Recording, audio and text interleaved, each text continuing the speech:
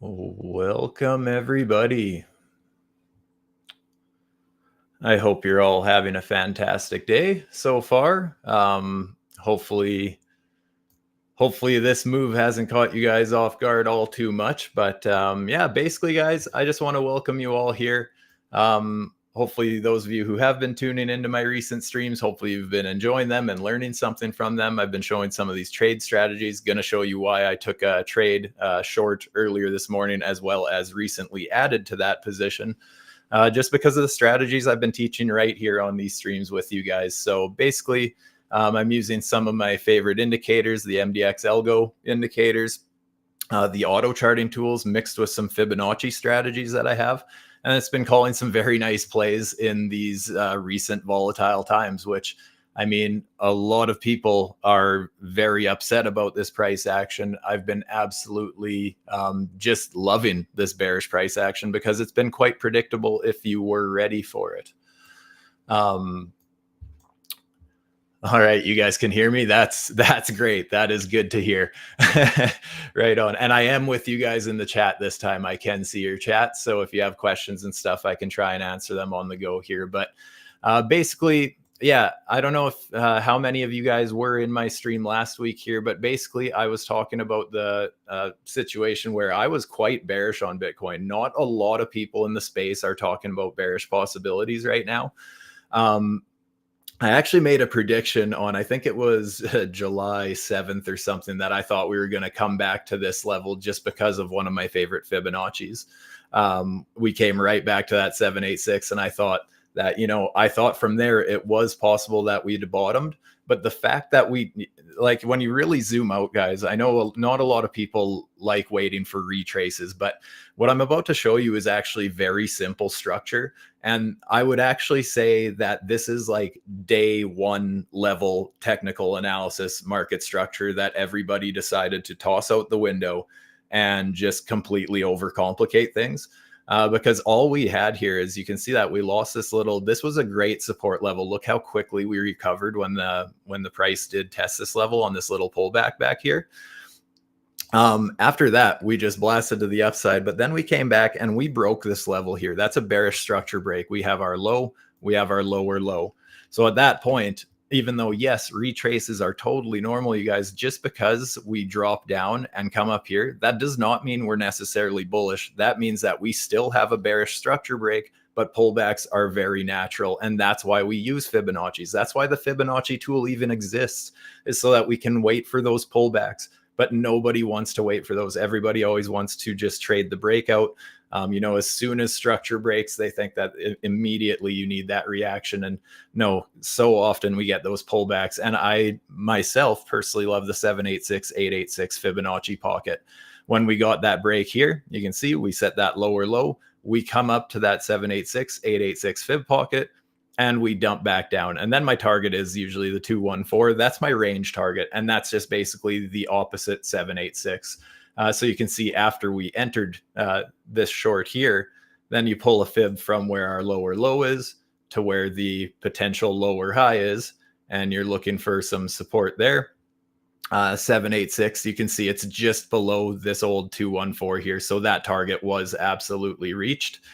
And that's where, again, we just set another lower low. So that is actually just another bearish structure break. What happens after that? We get this rally to the upside. Again, everybody forgets about that bearish structure break. We're going back to 70K, whatever.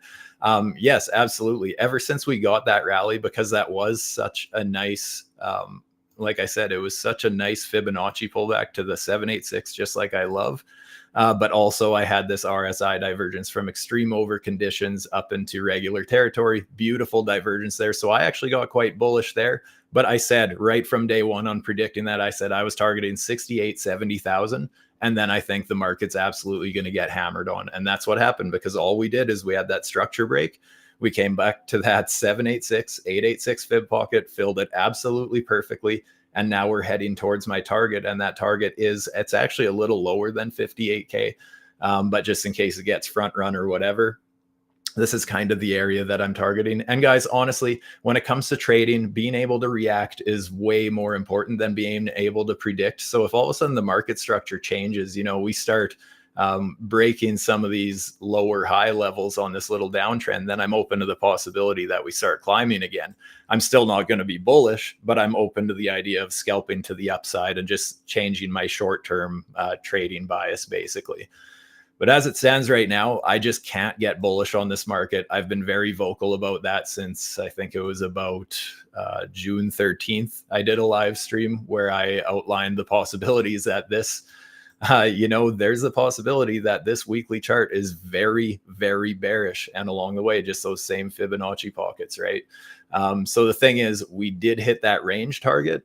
It's just that something scary to consider is we could technically go much lower. I don't want to talk about this too much. That's a bit of a trigger warning. And honestly, it's way too far away to make these predictions. But if this played out as a full-on reversal, I mean, we got some very low targets in the future. Again, not saying that's probable at all. It's just a possibility if there's some sort of a black swan event or something like that, right? But as it stands right now, it just really looks like we're right on track to hit my target, basically. Ever since back here, I mean, I've been more so playing the downside of these markets, and it's been working out great. And honestly, if the market decides to break all-time highs and it changes this trend and it breaks that structure, I will be a moon boy just like everybody else once again. I can't wait until that happens again. But as it stands, just having this bearish bias on the macro time frame has really just helped me keep a level head, because I'm not panicking about what's going on at all. I was predicting it, and now I'm trading it to the downside aggressively, and it's been great. And one of the strategies I've been showing on this channel recently on my streams is I'm using these MDX ALGO indicators. For one, this is the trend dynamic that makes it look just absolutely beautiful. I just love the way it makes it look. And there's obviously way more to it than that, but that's mostly what I use that one for. The auto charting tools, this is where it's actually showing me these lower high signals, higher highs, all that sort of thing. So these pivotal points, basically. And what I love using these for is just confluence with my Fibonacci's. They're just excellent Fibonacci pull points. Something like this, we get a lower high signal print. I pull the fib down. Look where we end up getting a perfect entry right there, right? This is just such a beautiful strategy that I've been showing. It obviously doesn't work every time. Trends change. The most perfect of trade setup will not win every time. But this has been my favorite strategy recently, is just mixing this auto charting tools from the MDX ALGO and pulling Fibonacci points from that, basically. And that actually got me into a bit of a short this morning, just to go over my current position. Basically, I was just looking for weakness. I never did catch the long on this whole move up last night, but I was more so waiting for the bearish re-entry anyways. Even when I'm seeing opportunity for upside movement, I'm more so looking at trading the downside currently. So I was just looking for reasons to get bearish again. All of a sudden, we set this lower high with the indicators. I pull this Fibonacci, and then I end up getting in just below the 786 there. Yeah, we went up a little bit, never got close to my 115. And I do keep my stop loss a little looser than that. My stop loss was just slightly above this structure back here. And we just dumped from there. Range target, because when I'm entering a position on a 1-minute chart and I'm trading this small of a range, I have to remember, if that's the size range that I'm entering a position on, that's the range I'm playing. I'm starting to take profits very quickly in that range, because the 1 minute can change very, very quickly. And I like to protect myself. So I did close some of my position there, and then I just nibbled on profits on the way down. I'm actually going to delete this now, because this is no longer my average entry. And now I'll go into why that is. So basically, I was nibbling on profits the whole way down. We ended up reaching a fairly big target of mine here. So I ended up closing 60% of that short, because once again, just looking for those fibs, right? Pull the fib from this point back here for the whole range here for that up move. And yeah, basically my target was down here, right? Because that's where my 786, 886 fibs are. So although my range target was way up here, my swing target was way down here. So that's where I ended up closing most of my position. But again, I like to leave some of my position open just in case that trend does continue and I am correct about, things might be going down to 58, 57K. In that case, I want to leave some of my position open.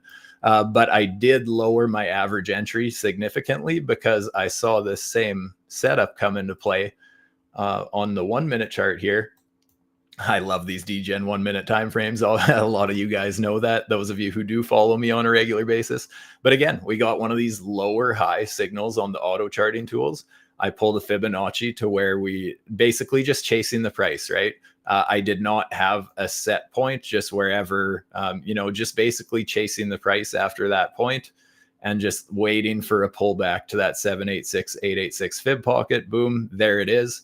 I enter a little more into my position. I added back into my position because I know where my stop loss is right now, is still in a beautiful profit on the rest of my position. And I have already taken profits on this position. So I really have no risk on this. The only risk on this position at this point is just basically eating away at some of my profits, I guess. But there's potential for a bigger move. We still have this trend of lower low, lower low, lower high. So I'm still holding my bearish bias. If I was playing this as a new trade here, I would have been closing part of my position there again, because again, if that's the size range that I was looking at playing, I am more of a scalper. And especially when trading the 1 minute, yeah, I'm looking at least closing part of my position quick, make sure I pay my fees, make sure I reduce my risk a little bit.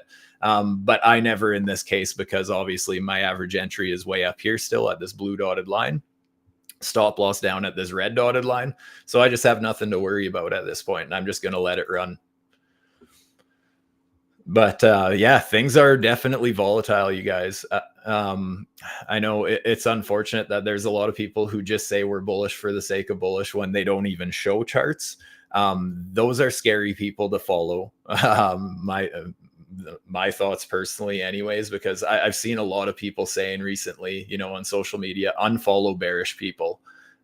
That's just kind of a dangerous mentality to have, because if anything, people who are looking at things bearishly right now, it's not necessarily that I'm bearish on the market, right? Like, I love Bitcoin. I love crypto. I'm very bullish on it. I'm bullish enough that I love the idea of it going down. I don't know if I'm lucky enough to get some of the macro targets that I'm hoping to. But I'm open to that idea, because I would not be upset if crypto goes down there. I'll trade to the downside. I'm totally fine with that. That's a great hedge, and I have nothing to worry about as long as the market's volatile. I am not worried. But a lot of people are stuck in the whole up only mentality, and they need crypto to go up. And unfortunately that leads to following echo chambers and people just saying what they want to hear, kind of a thing. But I just like looking at the charts for what it is. And the thing is, guys, and I guess this is my main thing, there is absolutely nothing wrong with being bullish right now. It's just the fact of being open to the idea that anything can happen, because the market does not give a shit about our feelings. It makes that very clear day in and day out that it does not care about us. It does not owe us anything. Anything can happen. Structure can break at any time. Always just understand, when you're entering a trade or even just a theory on the market, if you were married to the idea that we had to go to 100K during the Trump speech, when in reality we were trading right into resistance with a perfect sell the news event. If you're married to that idea, you need a backup plan, right? What happens if you're wrong on your idea? And that's kind of my main thing when entering a position, especially because I like using higher leverage and stuff, is what's the worst possible scenario if I'm wrong about this? And that's why we have invalidation levels and things, right? So it's just trading responsibly. It really doesn't matter which way the market goes. Someone can be trading this bullishly. I can be trading it bearishly. We can both be profitable. The analysis really doesn't matter at the end of the day. What matters is being able to react to the price action. And that's why I say it so often. It's so much more important to be able to react than predict, and especially if you're day trading and stuff like that, because the structure of the 1 minute chart can change minute to minute, right? But being able to keep a level head just because you understand market structure and have a couple good, strong tools beneath you, it can be a great thing. And like I said, I've just been crushing this downside movement with this strategy lately. For those of you who are interested, there is a link down below. There's a 10% additional discount on top of current promotions for these MDX ALGO indicators. I'll go into a couple more that I use. This one's actually, like I said, trend dynamic. That one has so many different features and stuff that you can customize, and so many of these indicators do. And I only use a very small handful of them, by the way, you guys. I mean, you can see there's just a whole horde of indicators here, and they're all very unique and made by actual traders, and very talented traders as well. And but yeah, the indicators that I only use probably 4 of them or so. This Trendmaster indicator, this one's really neat. Now, something that the MDX ALGO community did recently, MDX Crypto, he added to the Trendmaster settings, he gave a Stu Trading preset. So if you want the same scalping, whatchamacallit, all these settings that I have, you can just preset it to Stu Trading. And so that's where these buy and sell signals come in, and also just kind of showing the general trend. But something to consider there is I have certain ways that I use these indicators, right? I'm not taking each individual signal necessarily, but what I love using these indicators for is, and I think this goes for any indicator out there, you guys, and any trade setup out there. I personally believe that market structure is always number one, and then going to indicators for additional confluence, just looking for that confidence to back up your suggestion, looking for a second opinion. But I think a lot of people really start relying on indicators more so for the entries on their own, just kind of getting desperate to find signals. Whereas I find that it's so useful when you have a basic understanding of market structure, and then you can start throwing these things in there for additional confluence, like I said. Hopping over to the 4-hour chart here. One of the other indicators I know I brought up last time, but that's this liquidations tool. So all these yellow and gold bars here are 50 to 100x leverage liquidation levels. So what it'll basically show you is, as we were dumping to the downside here, for example, you can see that all this liquidity started building up above the price because people were getting later and later into shorting this, right? So eventually when we come down and grab the rest of the liquidity, then all of a sudden we reverse and we start grabbing all these liquidations to the upside because everybody started shorting into support, as people like to do. And then you can see that as we grab most of this liquidity to the upside, all of a sudden there's starting to be little bits of liquidity opening up to the downside, right? And something that's very interesting with that, and just kind of furthers my belief that we are going down towards 58K, 57K, is that look where all this liquidation ends, as far as people who got into late longs in the market, right? All these high leverage long liquidation levels are because people were FOMOing in, thinking that we had to go to all-time highs because we were getting near resistance again, because people love getting bullish at resistance.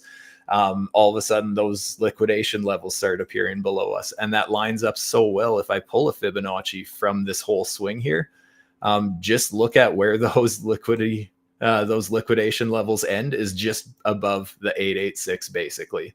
A perfect pullback to the 786, 886 fib pocket. So again, just showing how powerful those fib levels are, but also showing how, using this indicator, I can see that, yeah, there's absolutely a reason why we could dump there, because there's liquidations for the market makers to grab down there. So very cool indicators. Another thing I had pointed out actually in my last stream, I believe, is with that Trendmaster indicator, bringing these up, I like to notice which way these are trending, right? I'm actually going to remove my drawings for now.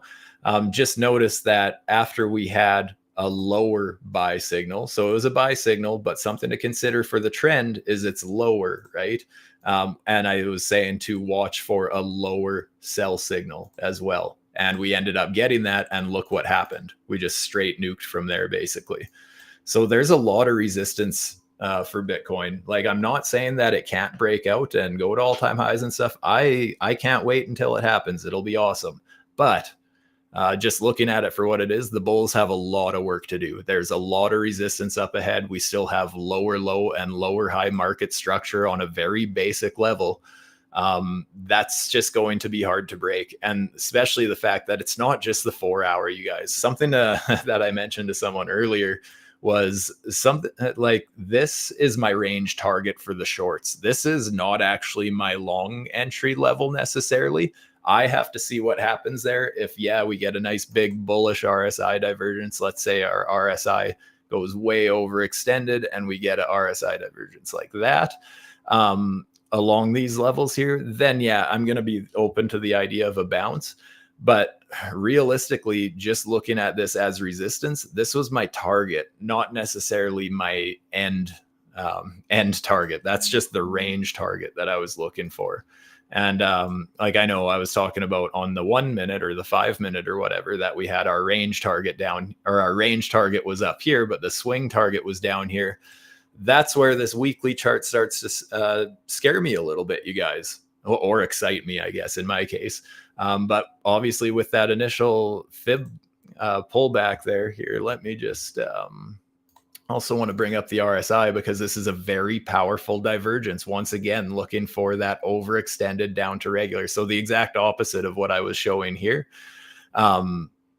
Is basically what I saw in the weekly from a bearish perspective. And that's why I got so bearish on this market. I've back tested that. That was one of the first patterns, basically, with double toppy kind of charts with a big divergence like that from overextended. That was one of the first things that I did hours and hours of back testing on years ago. And it was one of my top performing trade setups. So to ignore it on a weekly just made no sense to me. And even on a weekly chart, we have these bearish structure breaks, right? Like from here, even the wicks, we even closed below the wicks here. So that's a massive lower low there on the weekly. So I just couldn't have been bullish at this point. Like I said, I was open to the idea of the bounce right back to the super fib pocket. But on the trend as a whole, I just can't be bullish yet, to be honest.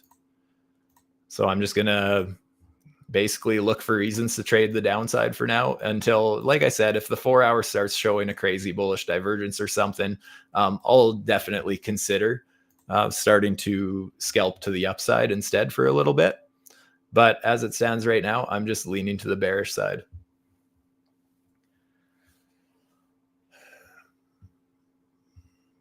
Yeah, just love how these play out. And look at that. Like I said, that sell trend just showing that it's just providing so much resistance right now.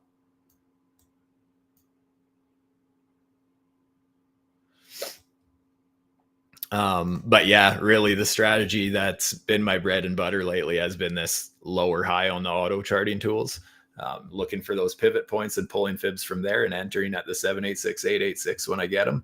Man, that has just been calling the trend so beautifully. And if we get another one here in the next little bit, like, I don't know, because it's a bit of a lagging indicator, right? It's not going to print this right when you get there, but it still works out when you're looking for these pullbacks. So like right now, if all of a sudden a lower high appears right here, then I can pull a new Fibonacci. I can update my stop loss. I can add an additional entry just in case I get it. It's a very unique trading strategy, and it's been crushing this trend. So if that interests you, again, if you like these indicators that I'm showing, there's a 10% additional discount on top of the current promotions going on if you use the link down below. See, now that the price is just going down a little bit more, I'm just going to chase it with my fibs. At the end of the day, I want to enter positions at those 786, 886 fib pullbacks, and they don't always happen. Sometimes the position takes off on you and you don't get your chance. Like I said, I'm obviously already in mine, but there's not a guarantee that I'm going to get back up here and get to add to my position again, kind of thing. Actually, I probably wouldn't yet. I want to wait for a new lower high because I already added on this one. I don't want to adjust my average entry too much until I can update my stop loss as well, just to lock in maximum profits, kind of a thing.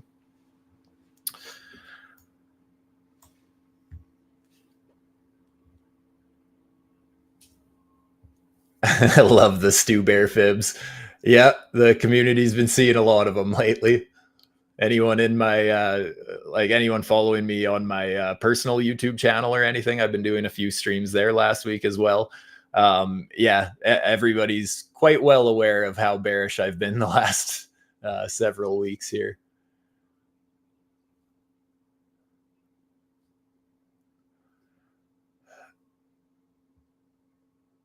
How do I contact the CEO of Bitcoin? I want to request a refund. Yeah, I think we all feel that way these days. Hey, BTC price is going down slow. Do I think a flash crash before we find bottom? Honestly, it really depends. Like, if we find some sort of that bullish divergence on a 4 hour, kind of around my targets down here, then yeah, maybe we just find even something like this and just start building a little bit of support and go up from there. It's possible, but yeah, I can't help but feel there's going to be some sort of a crazy flash crash. I don't necessarily think it's going to be right away. I think that's going to be more so if this weekly pattern does happen to play out. And again, I absolutely do not think it's a probability, but it is a possibility. But if we start losing some of these important levels, and like if we don't hold in this range here, if we end up setting a new lower low here, like panic could set in, and I don't know. I think at that point there could be a pretty wild flash crash. But that being said, if that does happen, I think it's going to get bought up very quickly. And I think that would be the perfect actual bottom where we can get some real follow through. We can get a real V-shaped recovery with a ton of volume and a ton of FOMO, just a ton of momentum when people realize just, oh shit, the bottom got bought up so fast. I remember that happening around COVID last time. Same thing, guys, right? We got down to my swing target, that full 886, 786 fib pocket. Nobody thought it was possible back then either, and it happened. But this got bought up very quickly. I know it looks like it actually lasted a while because these are 2 weekly candles. I'm not going to try and find it right now on a shorter time frame because it would take forever. But I remember watching this because this was a Sunday evening, and I believe it was right around the candle close. So I think it actually, like, I think by the time we went from this level to up here, it was like a matter of a few hours. I want to say I remember seeing Bitcoin pump like 40-45% in an hour or two. And I was like, okay, there is some follow through. And that's what I would love to see this cycle again. And I don't think we're going to see that in a FOMO-y breakout type of a way. I just feel like in a typical market cycle, it's usually, you get that big fake out to the downside. So again, happy to be wrong. We invalidate this and we just start staircasing higher. I'll be bullish as well. But just as it stands right now, I can't get my moon boy mentality back. And guys, I'm not a perma bear. I want to be very clear about that. For those of you who followed my YouTube channel for years now, you know that the last year and a half, I was a moon boy full on through. The whole time I was bullish, right from down at like 15K when people were starting to call for 10K and stuff, right? Because everyone thinks that it has to go further.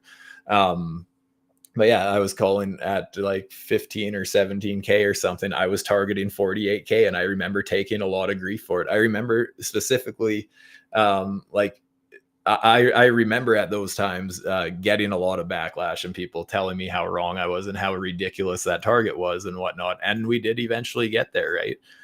Down here where I thought we were bottoming, and I was basically targeting 48K. We got that with the ETF approval and got that rejection. And yeah, it took a long time because it's a weekly chart, but that's absolutely how the trend went. And unfortunately, that's kind of how I feel on the opposite end right now. I haven't felt this way since down here, and that's kind of my concern. Again, I'm a trader, so reacting over predicting any day. As soon as that structure breaks, I will change my tune, but that structure hasn't broke yet, so that's all there is to it for me.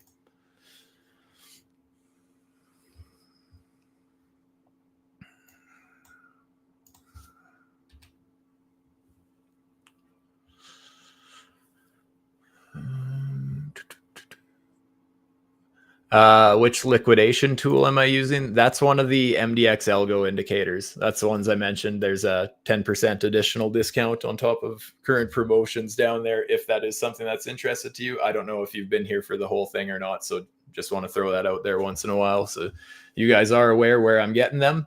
That's, yeah, beautiful tools, beautiful indicators. And like I said earlier, there is just a whole whack of them. ETF inflows, outflows, derivative divergence indicators. There's just so many interesting stablecoin indicators. There's so many different things, and I just like to keep my trading quite simple, so I don't use a heck of a lot of them. But Yeah, beautiful indicators. I love this liquidation one just as a confirmation of, does it make sense for the price to go here? Absolutely. There's a bunch of liquidation levels down there for the people who are FOMOing the top. So absolutely, it makes sense that we come grab that liquidity yet. Market maker would be silly not to.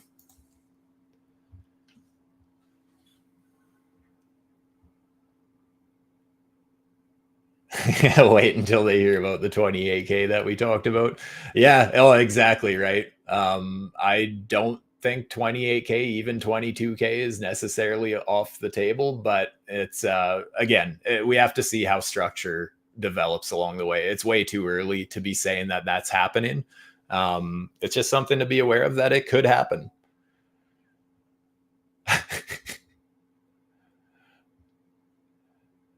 Gareth, the inverse indicator. That's funny.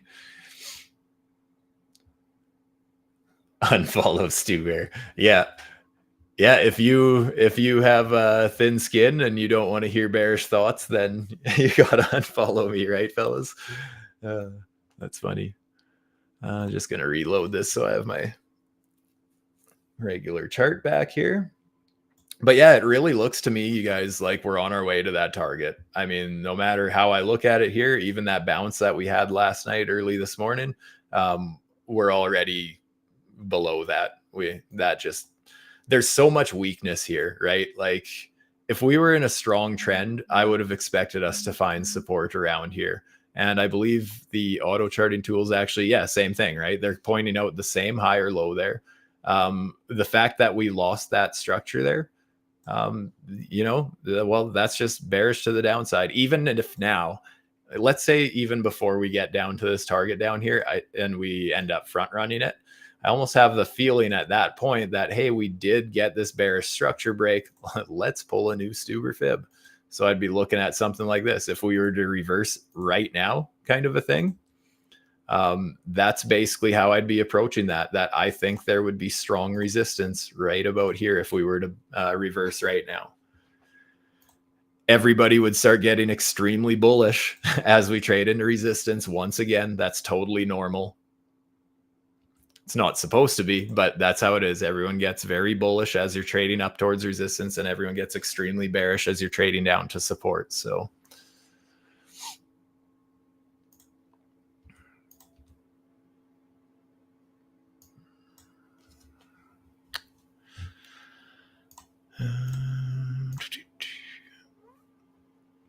yeah, just so much weakness. Every time there's a bounce, it's just a dead cat bounces, right? Yeah, I've felt very comfortable in the market for the last couple of months, because with that outlook I had on the weekly chart, I've just, I did some things to protect myself for both directions. I didn't sell most of my spot bags or anything like that. I'm mostly just trading the downside as a hedge. I took a little bit of my spot profits at around 68K early June. But that's just because, I thought, you know what, last cycle, I ignored this same market cycle and it hurt a lot. And I'm going to at least try and work with it this time, because why am I ignoring it when this is my favorite pattern to short on a 1 minute or a 5 minute or a 1 hour or a 4 hour? Why would I completely ignore that on a weekly? I will take that trade set, especially with that RSI divergence. I would take that short 100% of the time when I see it, to be honest. Not financial advice, because everyone can have the same indicators, same trend lines, same setups, everything, and we would trade the markets completely different. So understand that. But as far as looking for setups go, like this is my favorite bearish setup on any time frame. So to just completely throw that out the window because I want to pay attention to the news randomly for some reason, which I haven't done in years, that just didn't feel realistic to me. So I kept my bearish bias. So far, it's working out.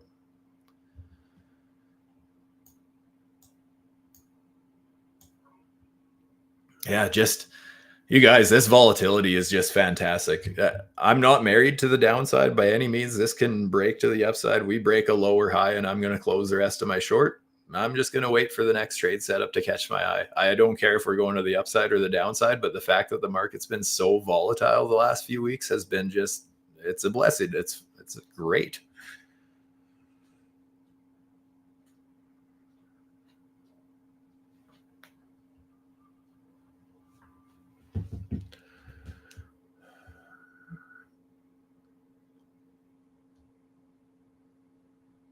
How many 7-8 to 8-8 retraces do I expect? Honestly, no idea. It really depends how market structure changes. Like, it, again, charting is just such, and trading is such a reactive thing that I can't predict how many times something's going to happen or the route it's going to take getting somewhere. More so, just if structure says this, then here's my resistance, here's my support. Until that changes, that's just how the range is.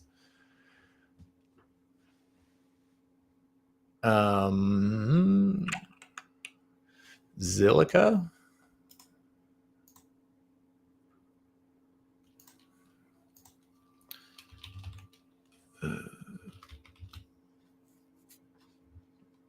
I honestly don't really trade altcoins anymore. Well, I do the odd time, but not very much. I hold some, like I buy some. Um,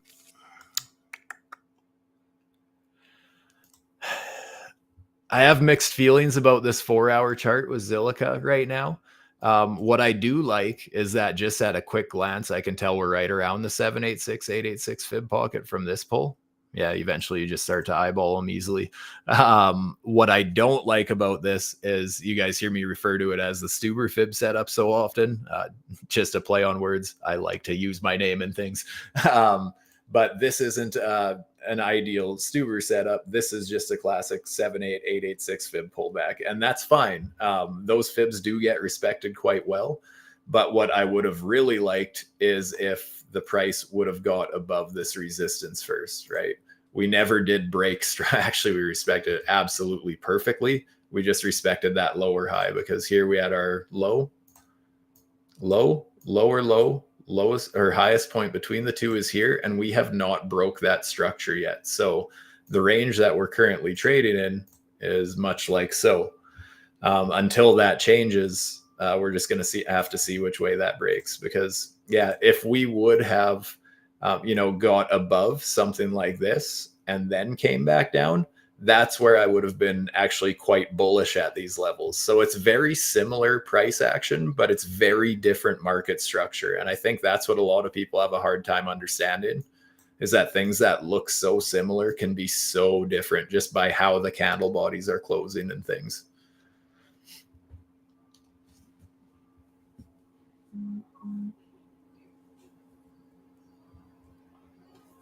Let's see if I zoom out. What else we have? Yeah, like technically, again, guys, like technically speaking, that is a low. And here, just to get rid of the indicator, not using the indicators, just using a naked chart here, we did technically drop this low. So even though it was a bit of a fake out and we bounced there, even if we bounce significantly higher, something to consider is there was that structure break and candle bodies were closing below these candle bodies. So something to consider there is there's just a little bit of reason to be concerned is all, right? But again, if you're into spot buying and dollar cost averaging and that sort of thing, then absolutely it makes a lot more sense to be buying now than to be FOMOing in at all-time highs, right? So it depends if you're looking at an investment or more of a short-term trade setup.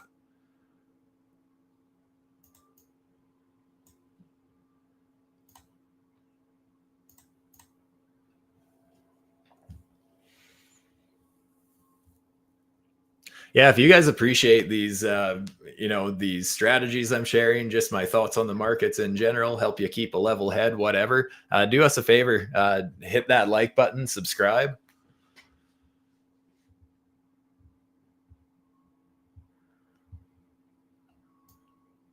Again, if these indicators are something you're interested in, there is that discount down below, 10% additional discount on top of the current promotions. So very cool. Really, you guys, I've been using these indicators for around 2 years now. I have never, I just haven't really used any other indicators since, other than the RSI. I've always used the RSI. I have certain ways of using the RSI. A lot of people misunderstand it, but basically these indicators are the only other things I've used for the last 2 years. Everything about them works just so well, and that you're able to adapt and just make so many different trade strategies around them and stuff. So yeah, I really enjoy using these. And again, they just look absolutely beautiful.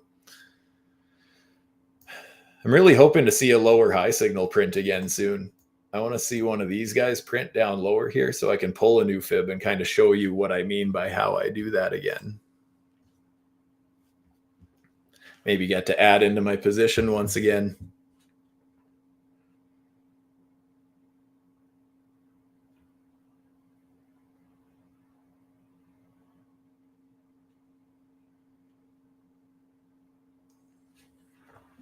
Feels like a life hack. Like there is other times where I'm pulling fibs from other places and whatnot, but just having that added confirmation from the indicator showing that it can help so much with pulling Fibonacci's.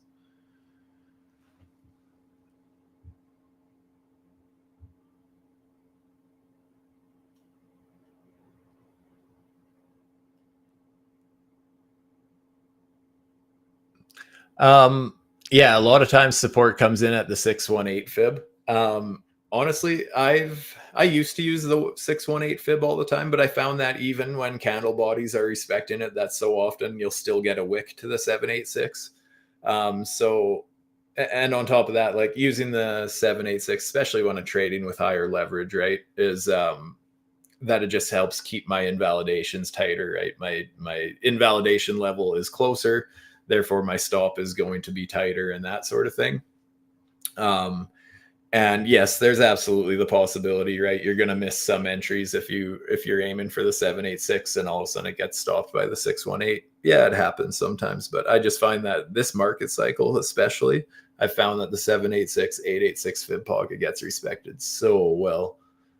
And that's every time frame. Like I said, this is the 4-hour chart. You can see that's what called our new Kier. That's what called our new Kier. The weekly, that's what called our new Kier. And again here. Right here, yeah, we went slightly higher than it here, but obviously nowhere near my invalidation. And actually, no, that was different though, because at that time the fib was only pulled this far, right? Yeah, basically same thing.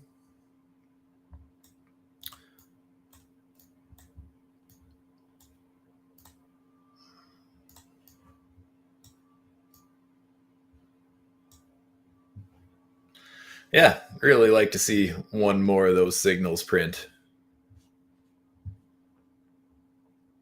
How are you all feeling on the market anyways? Are you guys nervous, upset, excited, extremely bullish, extremely bearish? I'm curious to hear your thoughts. I know I've seen a few here.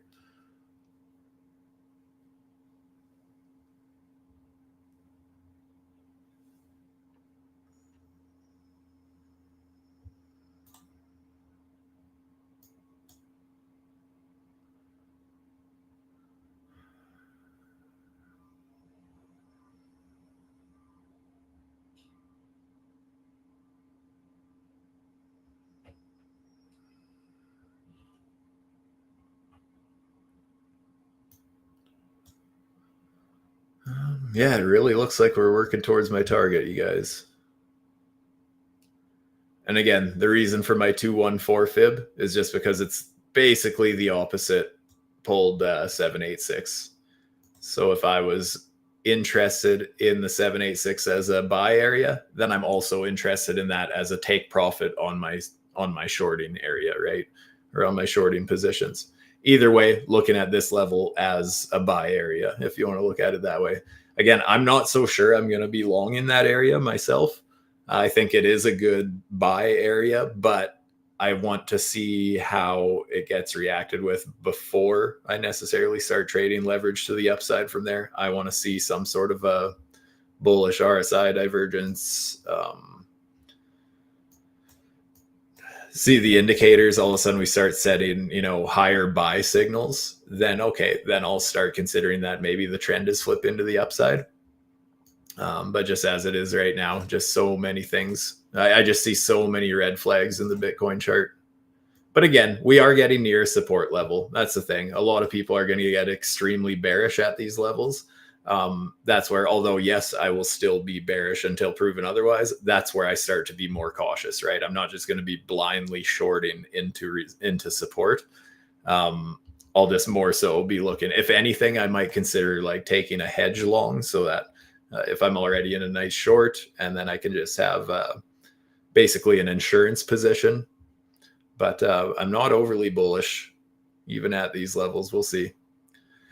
I think it'll be a short-term bounce, but I don't necessarily think it's going to hold. We'll see. Happy to be proven otherwise.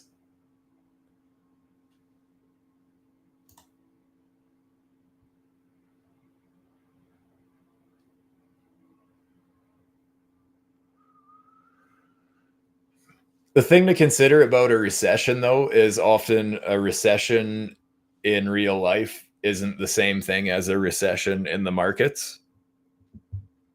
So that can be a bit misunderstood as well. Yeah,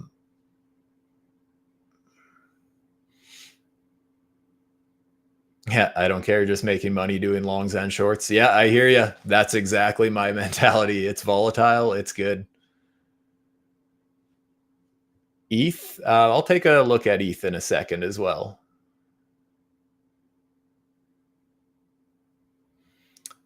Which RSI indicator do I use and on which setting? I actually have two. One is one of these MDX Trendmaster indicators, the oscillator collection. This is kind of like a beefed up RSI. But I also do just like the naked RSI relative strength index.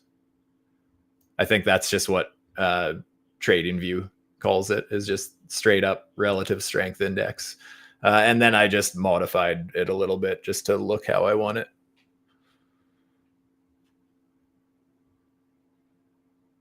Global economic crash incoming. Yeah, it's a possibility.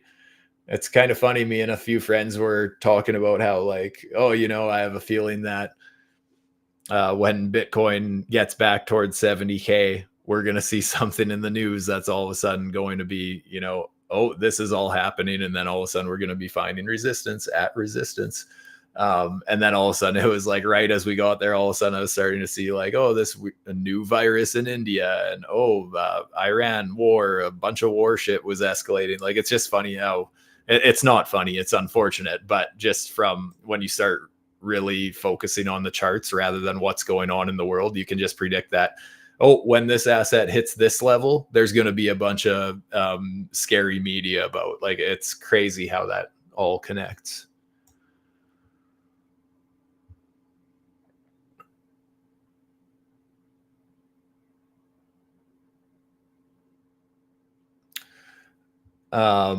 Everybody thinks all will crash and everybody's fearful as fuck. Now guess what happened in March 2020? People seem to forget fast. And that's absolutely right. And that's why it's important to remember that anything can happen, and just to be ready to react. Because the thing is, it really doesn't matter what we think the markets are going to do. At the end of the day, if we can execute trades catching it in whichever direction, that's all that matters.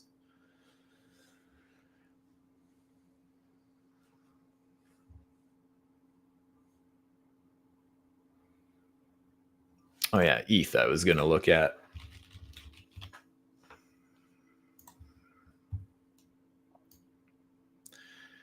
ETH, I kind of got the same feeling as with Zilliqa. Is it's nice that we are around a 786,886. Yeah, filled it perfectly. But again, what I don't like is how quickly it just basically got rejected at this level. There was a little bit of a fake out there, so maybe that's enough to be considered a structure break, and we are going to find support right away. We're going to have to see. It's almost...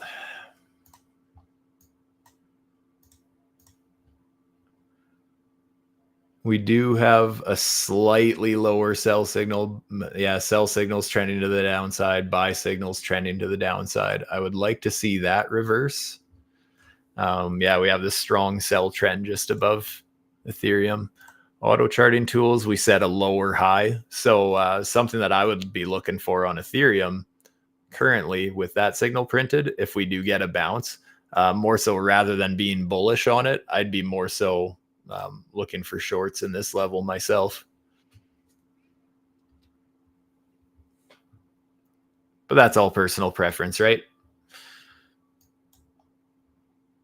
I'm just trading the bearish side better than the bullish side right now because I have been so confident about it. And I'm just basically going to keep trading the downside until something catches my eye that, hey, that structure broke to the upside.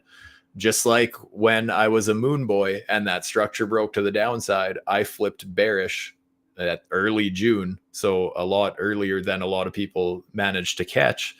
Um, if the market switches the other way, there's a good chance I'm going to understand the market structure shifting the other way as well, right? So that's where I say it's always more important to be able to react. If we break 57, we go to 48. Very possibly.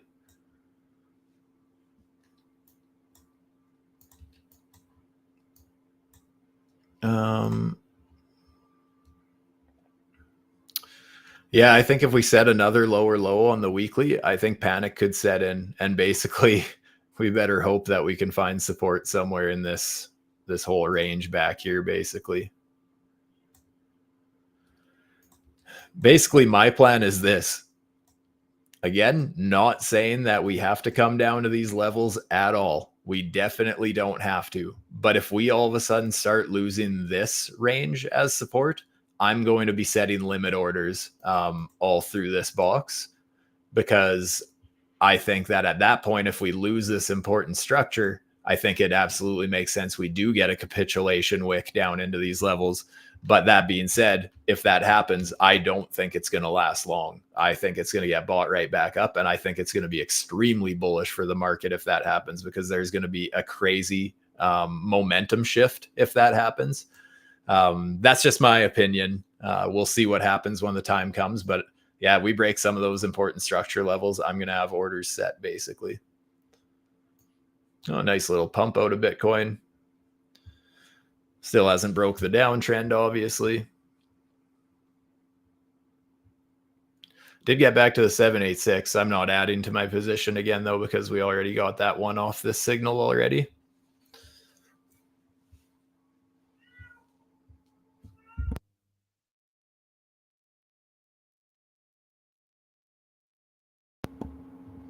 Basically, for me to add back or add more into my position, I want to be able to like adjust my stop loss and have everything significantly lower. I'm not in a panic to add to my position by any means.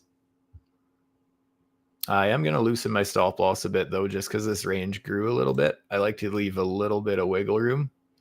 I'm going to go just over 61K with my stop loss on the rest.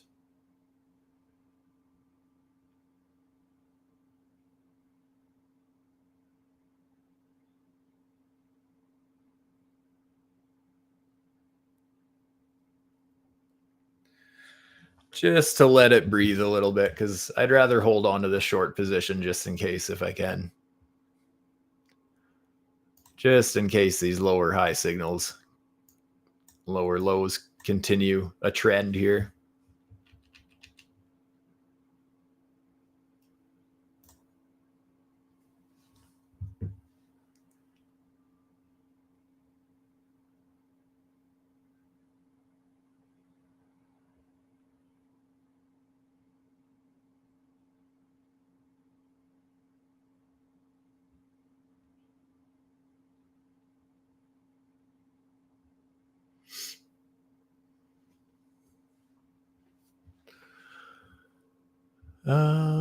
Got some messages to catch up on. BTC will hit 80K before 100K. Not buying it. Straight to 100. No time for 80.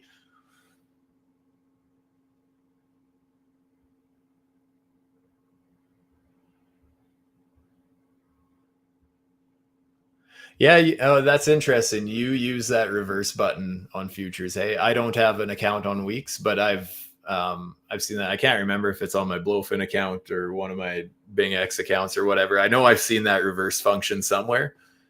I usually like to keep part of my position open so that I can catch these running positions. So I'm very unlikely to actually close my entire position. So I don't think I would ever really use that function myself, just because, again, even if I think the run is done and I think that my position has run its course, I still like to just keep some on the table just in case there's an unexpected fake out or somewhere where I can cash out a little more. Basically, if I have a running position, I just like to nibble profits off it as I go. It's just a nice, relaxed place to be in.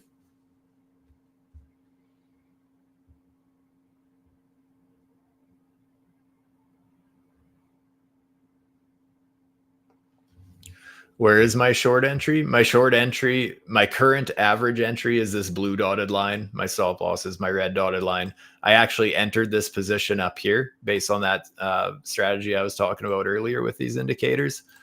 Pulled a bearish Fibonacci from the lower high signal and basically entered just below the 786 here.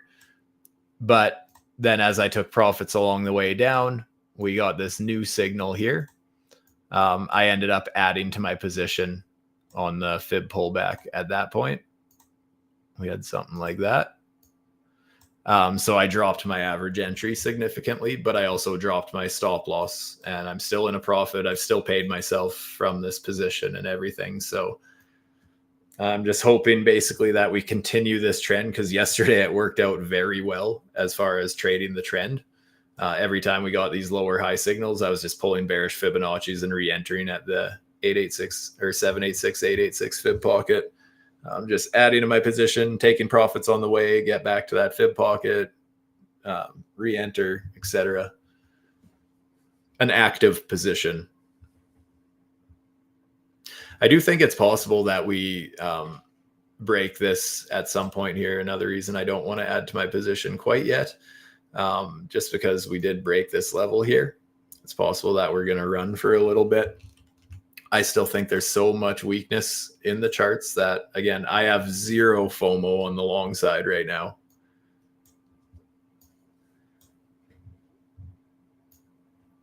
More so just, looking for reasons to be cautious with my shorts, looking for reasons to take profit, looking for reasons to update stop loss and all that sort of thing. So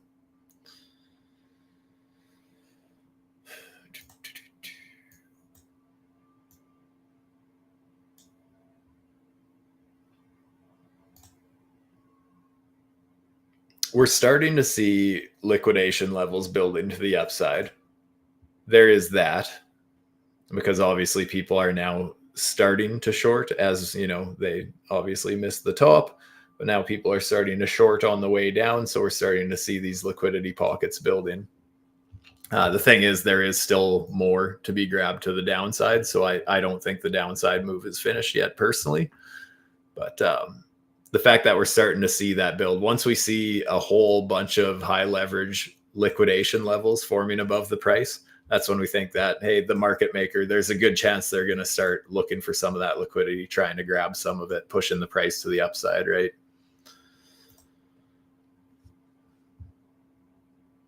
Well, although I didn't add to my position, you can see we're getting that obvious reaction from that 786-ish level, right?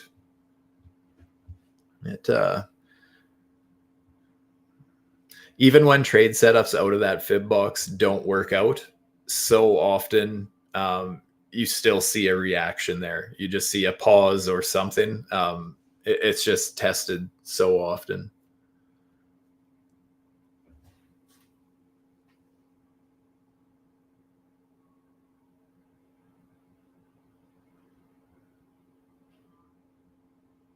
Just made 2K profit on a quick short. Nice. Well done.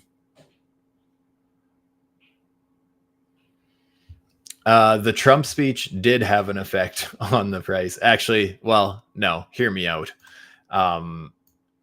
Trump's speech was a perfect sell the news event. This was the effect that Trump's speech had on the price.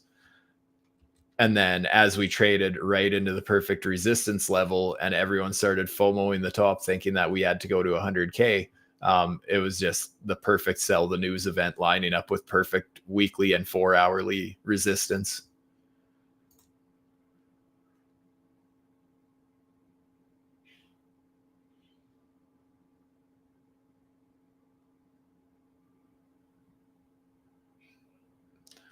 That liquidation indicator, that's one of the MDX ALGO indicators. So I have all these indicators, they're all from the MDX ALGO Trendmaster indicators. And yeah, there's a additional 10% discount down below. If you sign up using my link to get these indicators, there's a 10% additional discount on top of the current promotion. So yeah, I've always gotten good feedback from these indicators. I really like using them. I use them personally. I've used them for 2 years. I think they look beautiful and they work well.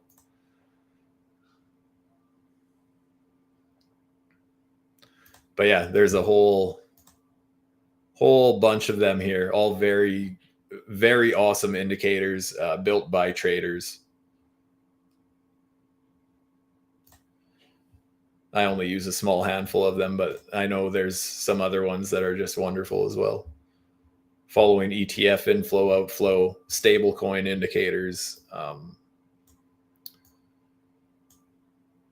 some cool volume indicators. Yeah, there's a lot of cool stuff in there.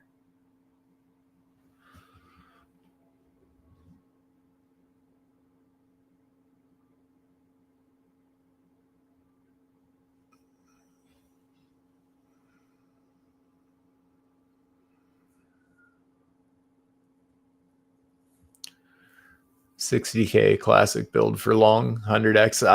I'd be scared building 100x at $60K. I think we go lower.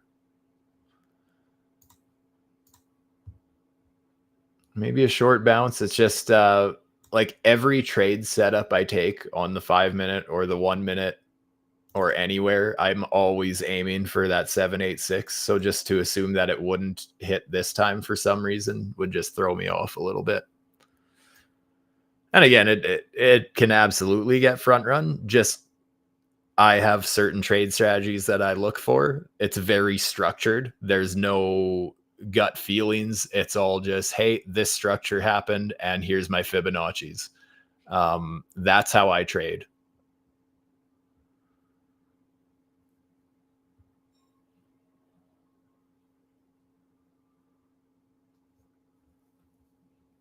Do I trade metals? No, not so much. I mostly just trade Bitcoin.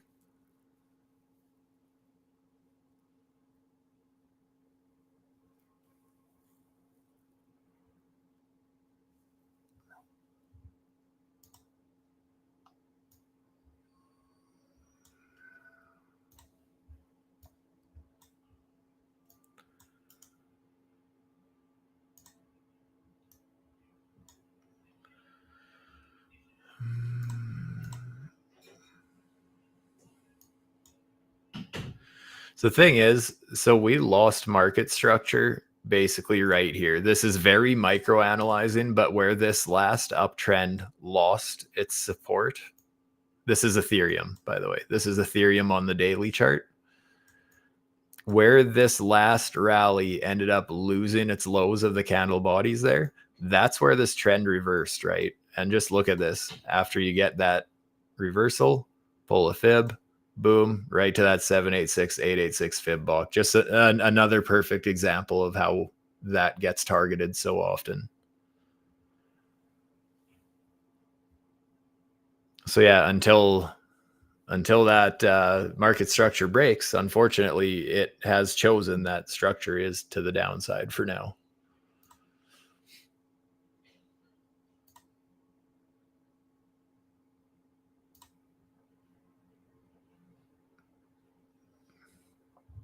Just to kind of show you guys why I think it's absolutely possible. Again, trigger warning, not probable, possible that we get that much bigger move is because with this exact RSI divergence, I actually treat it as like when I'm trading shorter time frames, I treat that as a swing reversal. And in this case, that swing reversal's down here. I don't care what these numbers are on the side, because the numbers are just numbers. Market structure is way more important than what the numbers are. And unfortunately, that's where it kind of lines up as far as a swing reversal. And just looking at previous times, this exact setup has happened where we lost, just a weekly candle body structure followed by that 786, 886 fib retrace with that specific overextended RSI divergence. Let's just go back and look at the last few times that's happened. Back here, it called this bear market here. We actually got it twice last market cycle.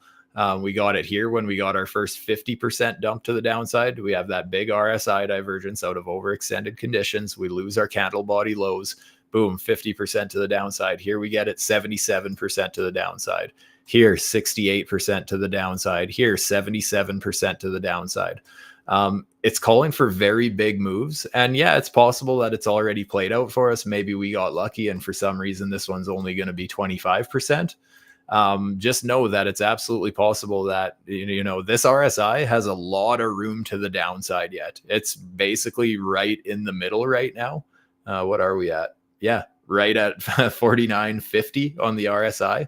We are right in the middle. We're not overextended either direction right now. So to think that, oh, this is max pain, this has to be the bottom. No.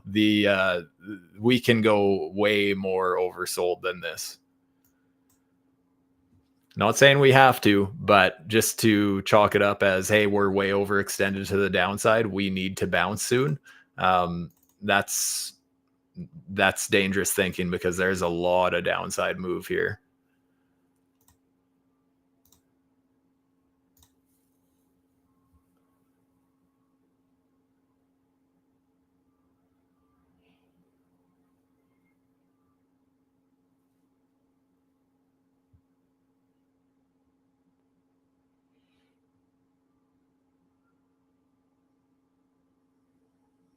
Yeah, I mean, if you don't believe in fibs, you definitely don't have to use them. I'm just showing reasons why on the 4 hour and the weekly and the 1 minute and the 5 minute, why every time frame is showing that they do matter. As long as the thing is, if you pull them from random spots, yes, they are going to be random. But if you pull them with proper structure breaks and, these indicators, these lower highs and lower low indicators, or signals, those do take into account volume and stuff like that more so than just structure breaks. So there is technically still price action and volume weighted to these Fibonacci's. So there is a little more to it than just pulling a random fib. And that's why I have very specific trade strategies with the fibs. I don't just pull them and take a trade off of it randomly. It has to meet my rules for that setup.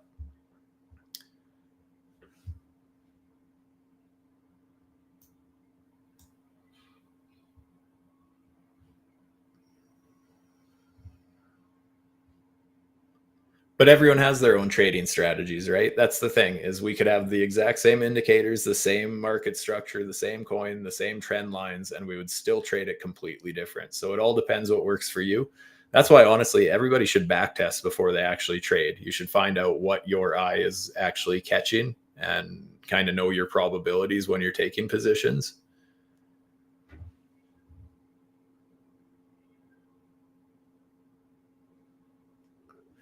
Because like a perfect example is, I don't trade volume well, but I do trade fibs well. So I think it's to each their own.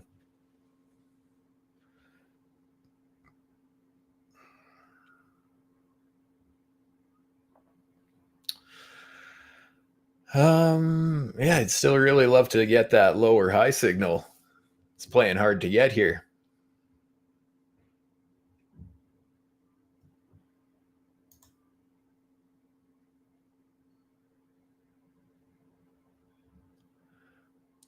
Which lower high am I pulling this fib from?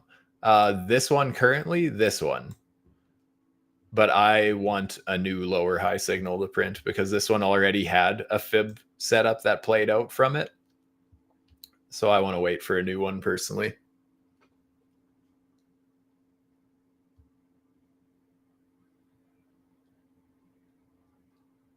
Yeah, exactly. Have your own setup, keep your setup, and keep discipline with it. That's exactly it.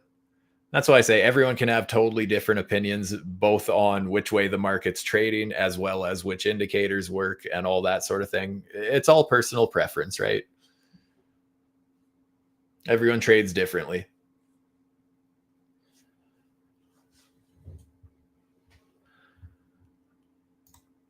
But I wish I had it pulled up and ready. On July 7th, I made a prediction that we were going to bottom at around 54K here for our retest of support here. And I said, I think we bounce here, but I think we get shut down right at around 68 to 70,000. And where we got shut down was right at 70,000. That was right during the Trump speech while everyone started getting FOMO and longing into resistance and that sort of thing. But I predicted that. What would that have been? I guess, 3 weeks ahead of time, just based off Fibonacci's.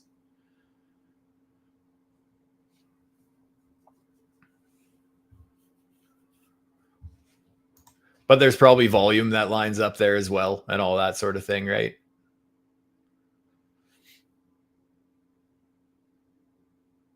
Stu Fib Scalp Clinic. Yeah. Oh, Lord Drake, glad you could make it.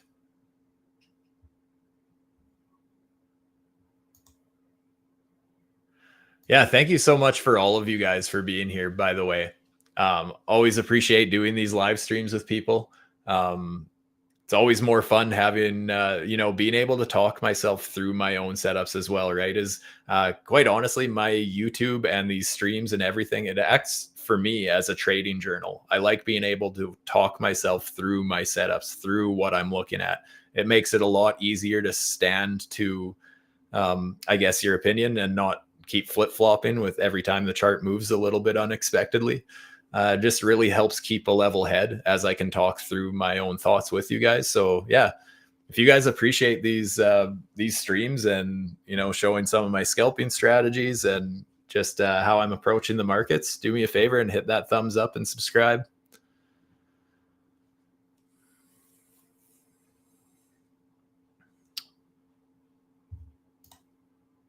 Yeah, just weakness. Yes, every time we try and get some sort of a bounce, it just seems like it's getting shut down quickly. But again, this is my level of interest for now. If we break above that, then I'm going to be, well, obviously I have some wiggle room here, but basically the idea is if I break above this, that's where I want to be out of my short and taking profits, locking it in. Other than that, I'm just waiting for the next one to appear. Like it might print here in a little bit. We might see one print and then I can pull a new Fibonacci from there, but it hasn't printed yet.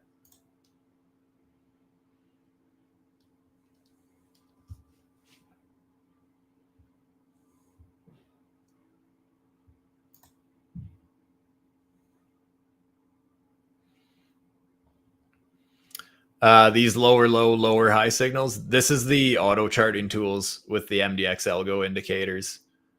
There's a link down below for that if that's something that interests you.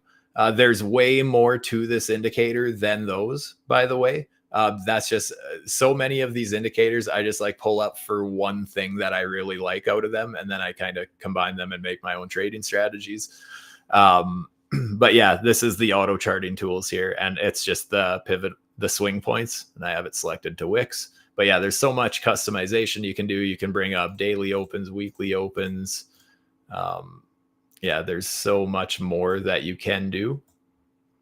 That should load. Yeah, there's so many different things you can do with this indicator. I just like using those swing points for confluence on Fibonacci's basically. I just like to keep my charts really clean, so I don't have very much on them usually.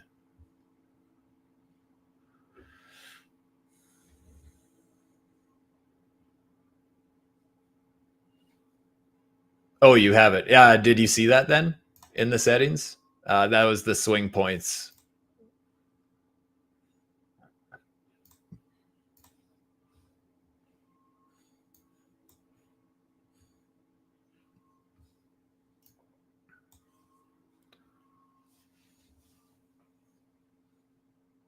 Right on. I'm getting really hungry here, you guys. I'm tempted to take off, but I also want to see that signal print.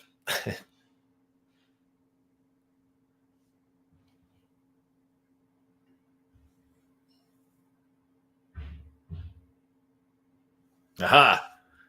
Ask and thou shalt receive. So now I'm going to pull a new Fibonacci. I'm just basically going to chase the price. If it keeps going down, I'll keep chasing it with the fibs. But as it stands right now, this is kind of what I'm looking at. So I'm actually going to bump my stop loss up a little bit. I'm going to bump it up to about here. Actually,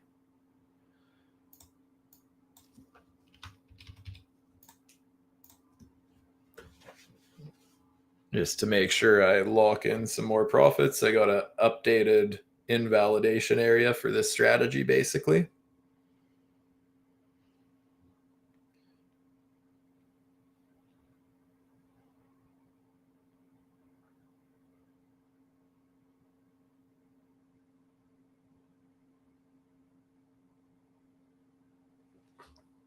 Stop loss is updated, and you know what? I will add a little bit to my position here if we end up getting back up to the 786. I have zero risk anyways because I'm going to drop my average entry a little bit if I add in there. I'm hoping the trend of these signals carries on, and then it's going to turn into a beautiful position if I do add in. And if it ends up getting stopped out, I'm still going to be taking profits, just a little bit less.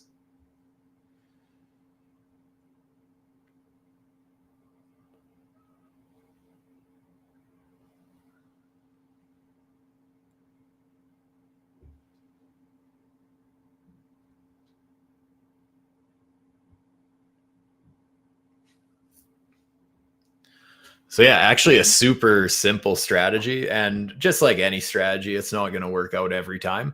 But when this market has been trending like this, it has been just juicy.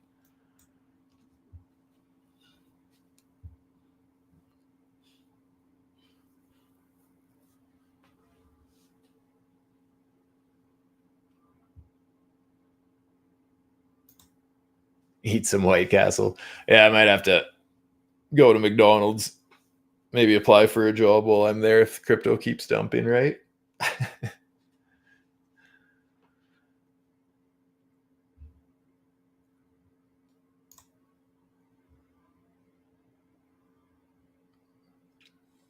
Holy, got 122 people here watching, looks like. Am I reading that right? I think so. Right on. Well, thank you guys so much for tuning in here. It's great that you want to hear what I have to say. Hopefully, you're finding some value out of this, how I look at structure, how I look at fibs, how I use these beautiful indicators, all of it. I just love looking at shorter time frame charts. I'm going to be doing this hopefully fairly often on this channel, by the way. Yeah, I love looking at shorter time frames, just watching the 1 minute or the 5 minute or whatever. More of a scalper than a swing trader myself. Don't get me wrong, I love getting into a swing, but it always starts as a scalp, like that position that I told you I started with this morning, way up here. Yeah, I was taking profits already, treating it like a scalp, but then on the way down, kept just basically taking profits along the way and just adding back into positions when I get my confirmations and that sort of thing. It's active trading. It's trading the 1 minute chart, right?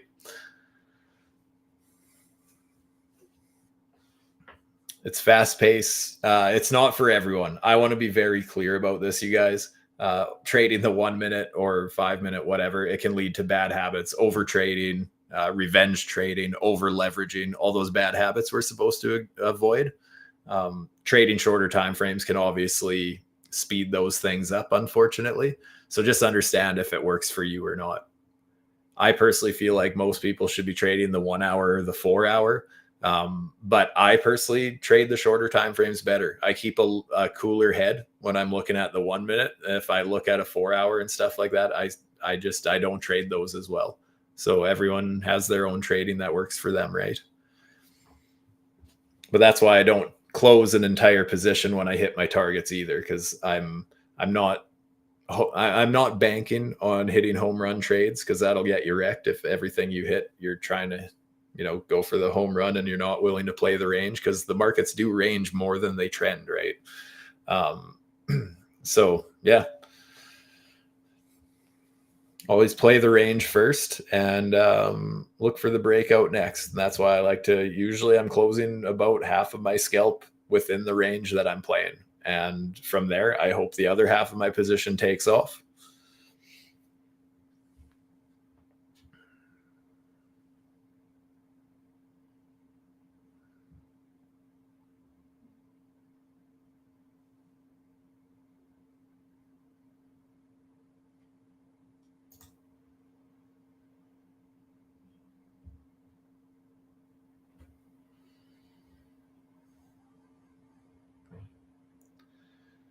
Come on, just tap that 786. Come on. Come on, Mr. Market Maker, if you're watching this.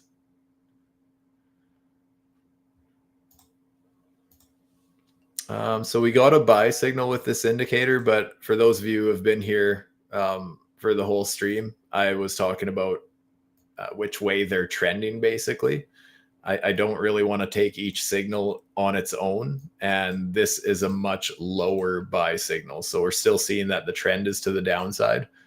Sell signal, I guess we haven't even got a lower sell signal since that, but that's more so what I'd be interested in is, hey, if we get a lower sell signal, that's another reason why I might add to my position if it happens. If all of a sudden, we set this buy signal, we set a sell signal, then we set a higher buy signal, that's another reason why I would be just another way I look at the indicators for risk management, more so than just, a lot of people think of indicators as just looking for entries, but I personally love to use them just as much on the opposite end, when to take profits, when to consider taking off a little risk off the table, or just reasons why, hey, this might be reversing, that sort of thing. So when I notice signals with the indicators changing directions, that's where I also consider, hey, there might be a shift happening.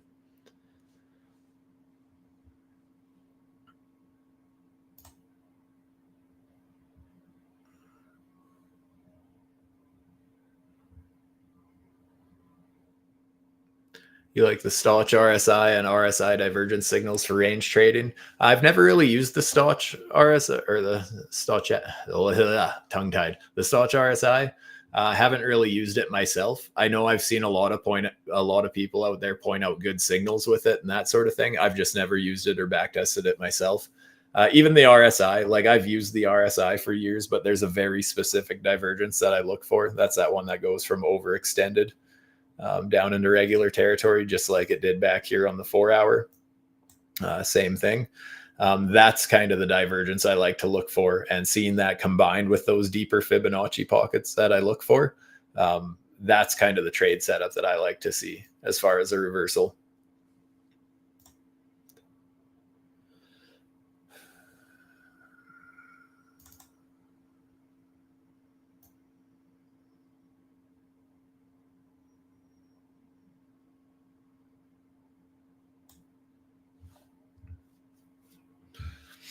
Getting to that 786. Will this range hold again?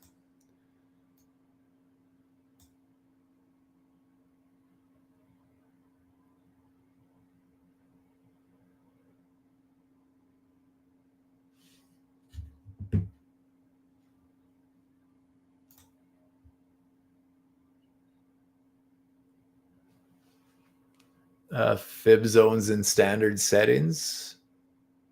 I'm not sure.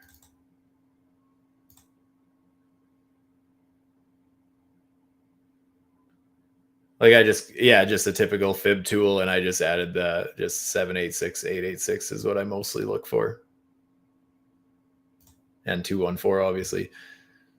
Seeing a little bit of a reaction from this level. We're going to have to see what happens. It's obviously early, but you can see that there's some sort of a reaction, right? The candle bodies are having a hard time at the 786. The wicks are starting to go into it a little bit, but you can see that there's just a little bit of a reaction here.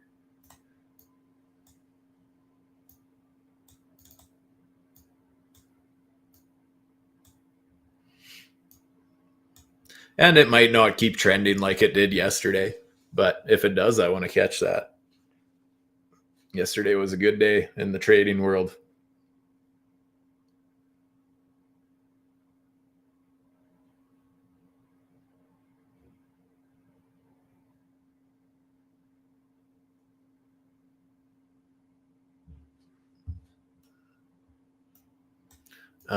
Since we did just hit my other entry, got to tighten up where my average entry is here. Oh, 61.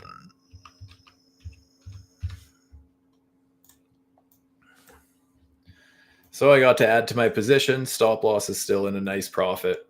Nothing to worry about on this position. A great position to be in.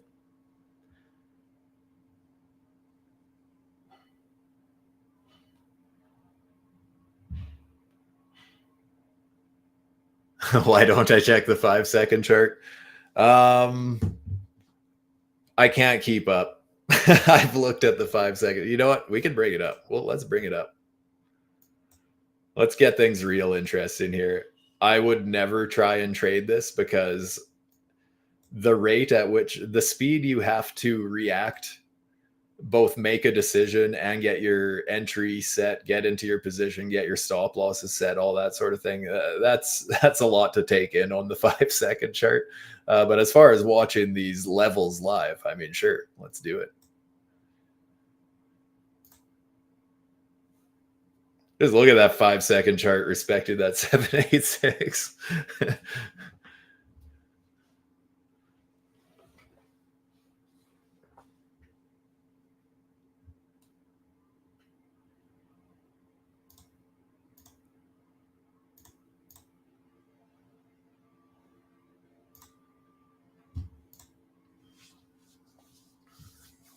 We'll see. It still has these on the take it for what it is. The 5-second has a trend of higher highs, higher lows. I can't say I've ever used this indicator on the 5-second before, so let's let's see.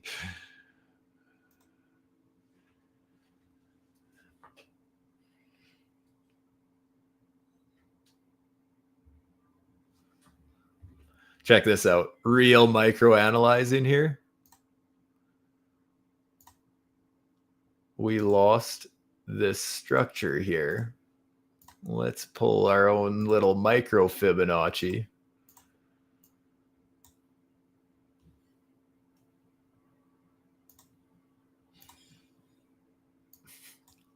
See if we respect the 5-second Stuber fibs.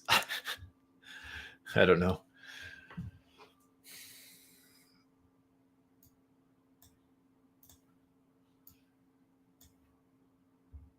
But yeah, I would really like to see if we end up hitting my range target here for this 1 minute signal.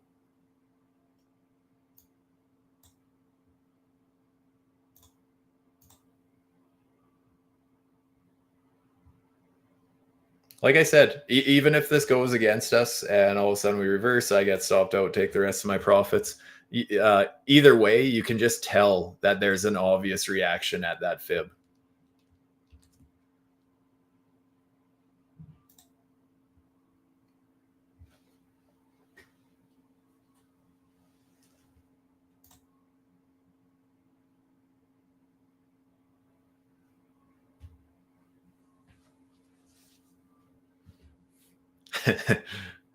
You're just joking, but sometimes fun to watch. Yeah, exactly. It just keeps it interesting if it's moving. But yeah, let's see if we hit my target here. I'll keep the 1 minute up. All of a sudden, I'll be watching the 5-second and I'll miss a good signal on the 1 minute or something.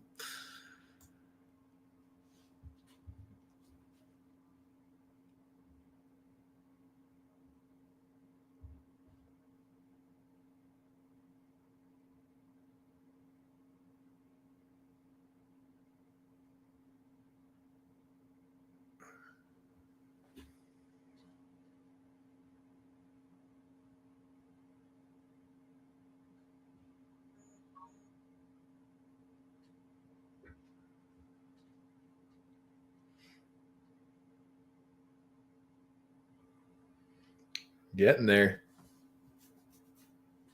Working on it.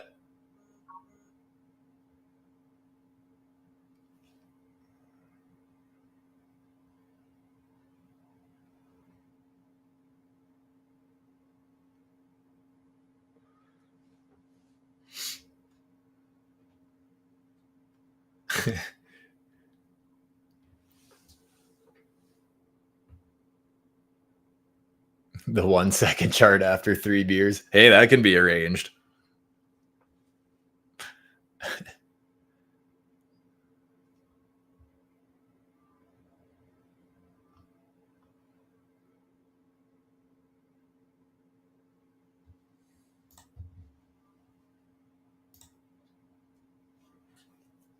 Just a beautiful looking chart.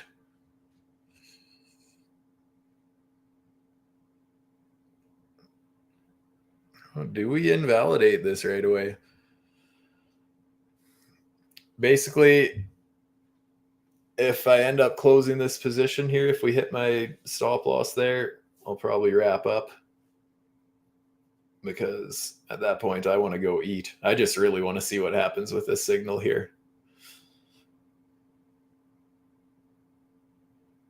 I hope you're all doing well this little bearish trend here, or at least, like, you know, if you are one of those people who's actually bullish and confident buying on the way down and not getting upset about it, then I mean, this price action has been awesome for you as well.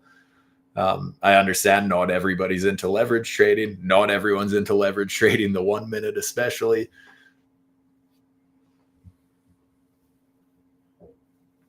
But definitely just seen on social media that there's a lot of people getting real upset about the downward price action, when at the end of the day, nothing all too crazy has happened. All that happened is we set a lower low, pulled back, got rejected, lower low, pulled back, got rejected. Just typical, like I said earlier, it's really day one basic technical analysis market structure. It's just hard when people have a hard time, especially in crypto, zooming out and looking at what's actually going on here. And again, things can look very different when they can be very different when they look very similar. If we were just consolidating sideways, because I know I've seen this a lot of times, that, hey, we climbed so aggressively, now we're just consolidating, this is bullish.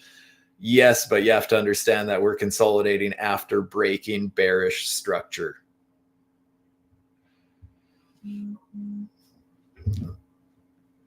If we had, let's say here on the second pump, we ended up going up here and, we were doing this kind of a consolidation, I would feel significantly different about the market and how it's sitting right now versus how it's looking right now, just because lower low, lower low, lower high.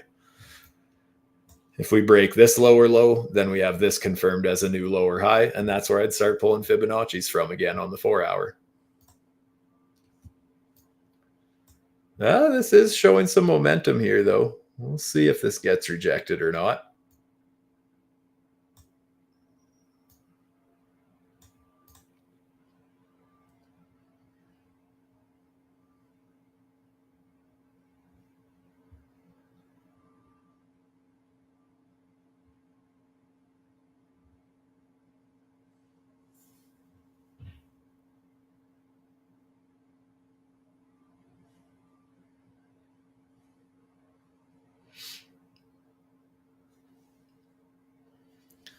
I feel like in the next few minutes, we're going to know what's going to happen here. It's either getting ready to break this lower high trend, or it's about to get rejected.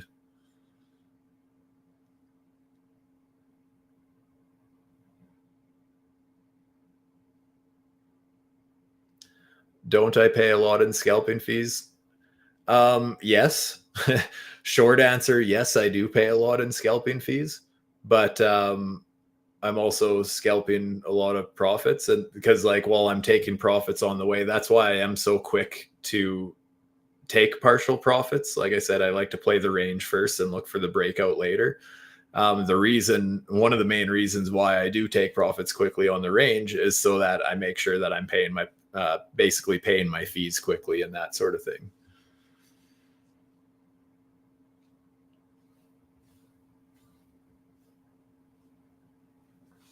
But again, when when you're catching a position, like I've been in this short since up here, the fees are nothing compared to what the gains have been on this ride down. So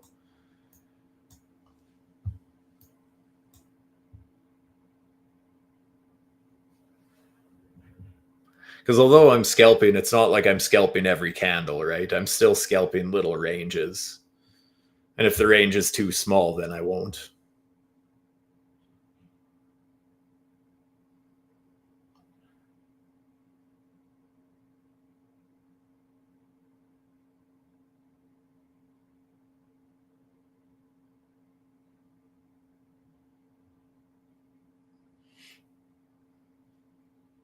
I know there's a lot of scalpers out there who do scalp like, oh, this candle moved, time to close or whatever, just real fast, click and buy and sell kind of a thing.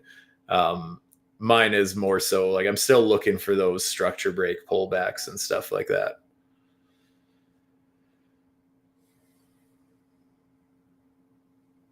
But yes, the fees do add up. You're absolutely right, especially if you are under the impression that, hey, I'm just going to keep entering trades because I keep bumping up my stop loss to break even right off the bat or real quickly or whatever. That can be concerning as well, because if you do that, but all of a sudden, hey, I just got stopped out 10 times at break even. Yeah, those fees absolutely add up.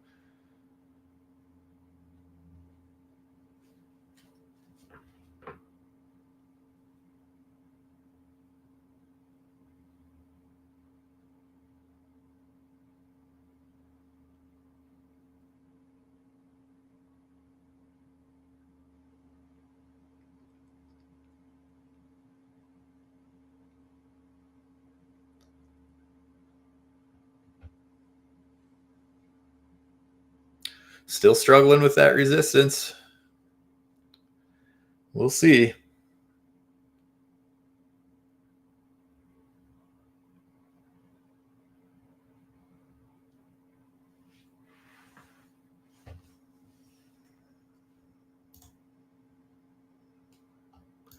That's the thing, guys. Even though my target is that 58, 57K, we could bounce still, right? We could bounce around until we get there. Who knows? I just think it looks like we're going to hit it sooner than later. I'd expect in the next couple days. But that being said, I am not a time analyst. I'm just going from kind of how it looks, just a gut feeling on that one. Full disclosure, that's a gut feeling right there. Whereas, when I'm looking at fibs and stuff, not so much a gut feeling.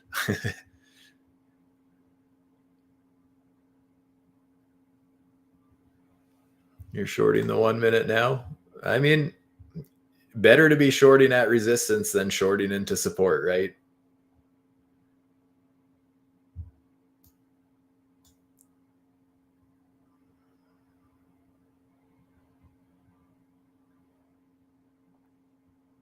It's holding up shockingly well though for how weak this trend has been. I'm surprised that we never just absolutely straight nuked from the 786, to be honest. But we'll see. It hasn't been broken yet, so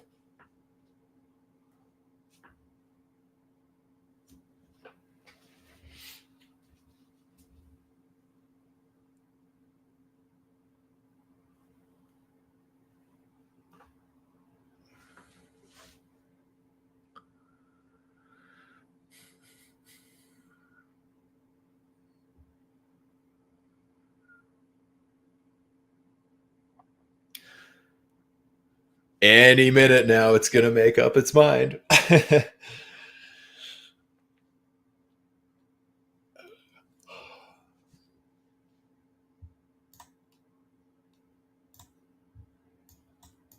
What's the ETH 1 minute looking like?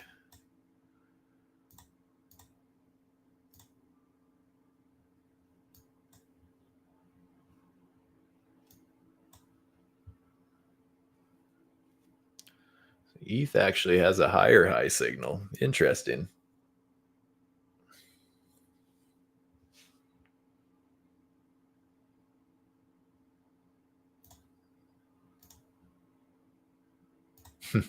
Classic.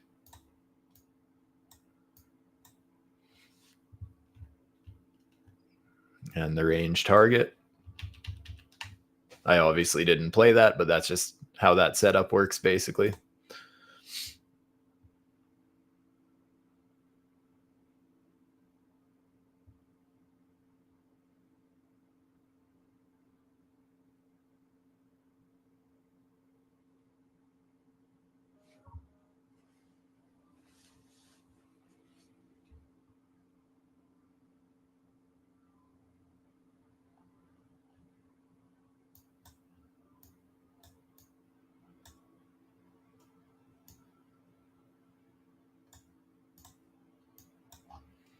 See what the 1 hour is doing. Yeah, I actually thought up here there was, there was at least signs of life up here. The fact that we set this low here, but then we actually dropped below that and we ended up breaking that resistance. I thought that, there was a good chance we'd end up pulling back and find support somewhere in here. But there's just so much weakness in this trend.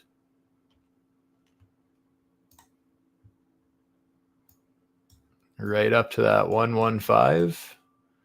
It's not getting rejected as hard as I would like to see, but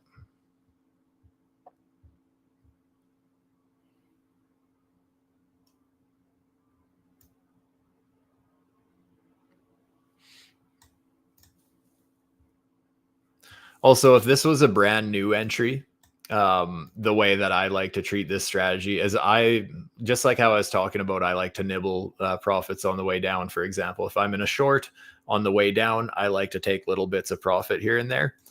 Just anytime there's anything catching my eye that, hey, there's a bullish divergence. Hey, there was a microstructure break. There's whatever. Just basically looking for reasons to start taking profits. I do the same on the opposite end when I'm entering a position, is that I like to ladder into positions just like I ladder out of positions. So I only added in a little bit on the 786 on this one, for example, because I was already in a great position. But if I was treating this like a new one, I'd only be doing like, a quarter to a third of my position down here, and then looking at like 2/3 or 3/4 of my position at the other fib up here. And then invalidation just a little bit above my 115, basically. That's how I personally like to trade that setup. But in this case, it's different just because I was adding to a previous position.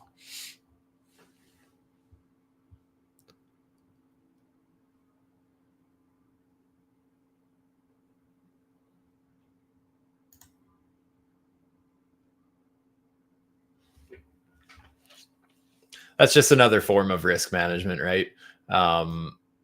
Just being able to pull your average entry up. So rather than, having my entry just down here, if I ended up taking, a position here and the heavier part of the position up here, then my average entry is actually somewhere around the 886 or even slightly higher.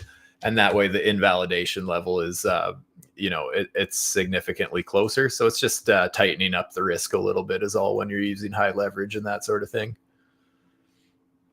And I do that if I'm looking at lower leverage swing trades, like if I'm trading the 1 hour or the 4 hour, for example, just with much less leverage, I'd be treating it the same, right? I'd still start with part of my position at the start of my entry, and then looking to put the heavier part of my position in if it's closer to my stop loss.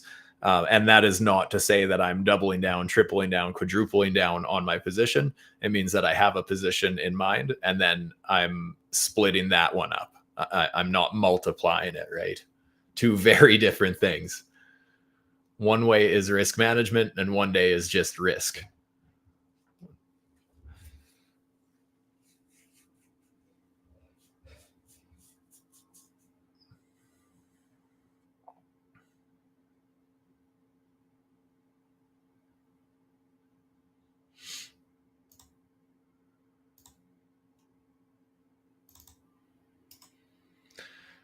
One thing that is still going for Bitcoin, I'll give you guys this, just a little hopium here for the near end of stream. Don't worry, we still got a few minutes here. But a little bit of hopium is, again, bringing up that indicator on the weekly chart like this, is we do technically still have this buy trend support up here. That's right where our candle bodies on the weekly time frame ended up finding support here. So there is still this trend working for us. The only thing is that, yeah, obviously it's been running for a while now, and that can break at any time, but it is still something to hold on to there. This is, again, just using the Stu Trading preset on that indicator. It's back tested very well on the longer time frames. You can see it's got a 5-star back test, net profit of over 1,400%. And then, yeah, basically just shows the position it's in currently. But if I go back, I mean, this thing called basically every big market cycle shift. Starting from back here was the first one that it called. This buy signal down here called a juicy, what was this? From where that candle would have closed, that was a minor 4,300% to the upside. Just a quick 40x out of that guy. This bear market I called before that descending triangle broke down. This one, we got the call of our next bull market. It did end up getting tricked once here. This COVID sell-off did trick this indicator. But other than that, it quickly went back to a buy signal and pumped from there. This sell signal here called, down from down here, still caught a beautiful move to the downside. So these signals on a macro time frame have been juicy and have been very accurate. The only thing is, this one already did get 140% move to the upside. So no matter what happens at this point, you can't say that that indicator or that signal failed, right? It already did its part. It's just that it is still technically support there. So that's nice to see from a bullish perspective. Let's just keep slowly building to the upside here. I have a feeling we're going to punch through resistance, to be honest, but we'll see.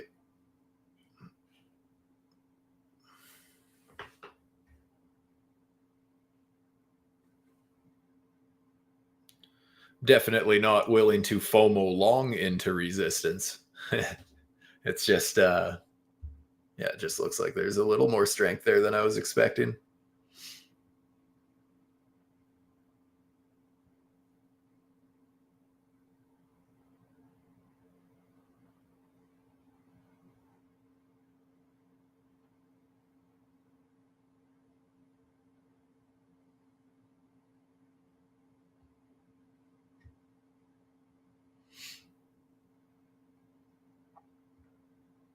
How many of you guys trade the shorter time frames anyways?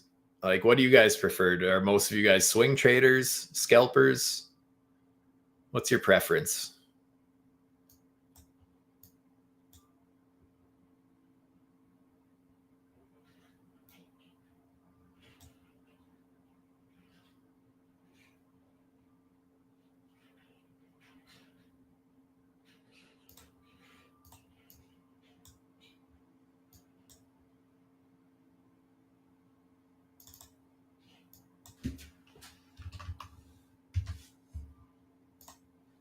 Better extend that since it seems like it doesn't want to make up its mind yet.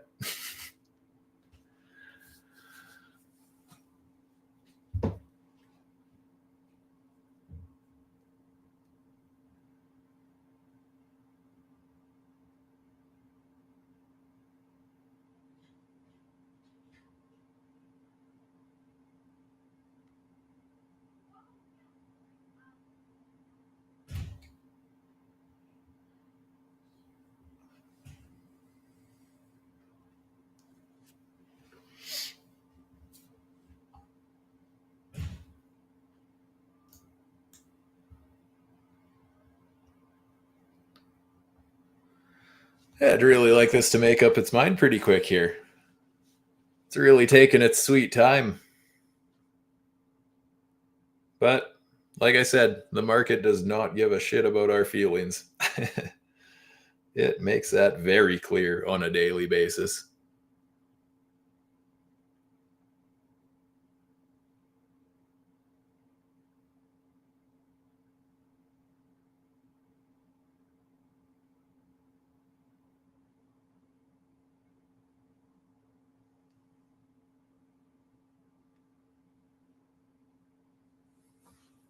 Oh boy. Do something cool. Come on.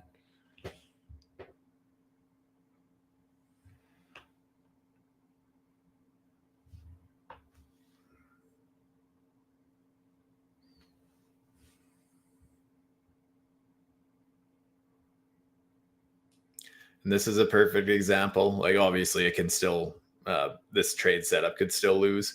But that's why I said that I like to leave some wiggle room beyond the 115. The 115 is like kind of the, just basically a reminder to me of leaving some wiggle room. I leave at least this much for, A lot of people will set their stop loss right above the structure, for example, when there's absolutely possibility for a little liquidity grab to the upside before the move happens. It always sucks really bad when you have your stop loss too tight like this, and then you get stopped out, and then all of a sudden the move plays out. And I know we've all been there.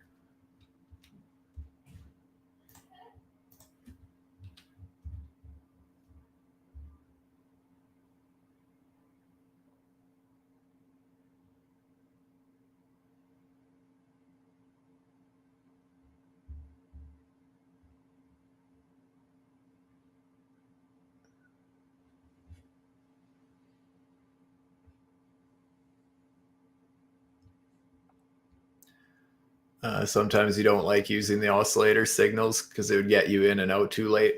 And honestly, that's where I said at the beginning of the stream, like I always think that it's important to, I guess, like I myself personally, I'm always market structure first, and then I look for indicators for a second opinion. I don't desperately try and find positions on indicators on their own. I like to use them for like, oh, which way are things trending, and does this agree with what I'm seeing, kind of a thing. But I think a lot of people use indicators for desperately trying to fix their trading rather than working on their fundamentals first, or the footing of what they know.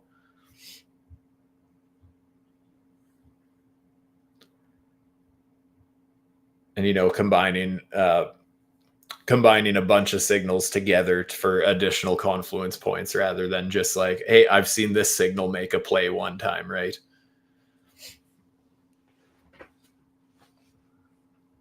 I always have fun coming up with trading strategies.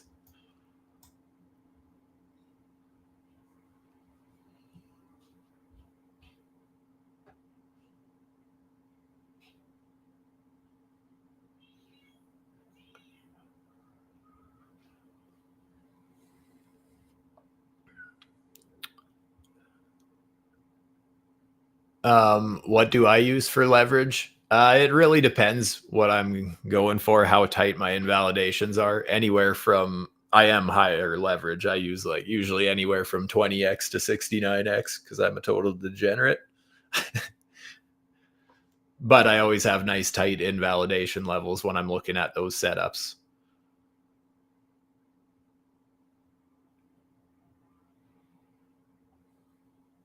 Basically, if Bitcoin gets extremely volatile, then I tone down the leverage.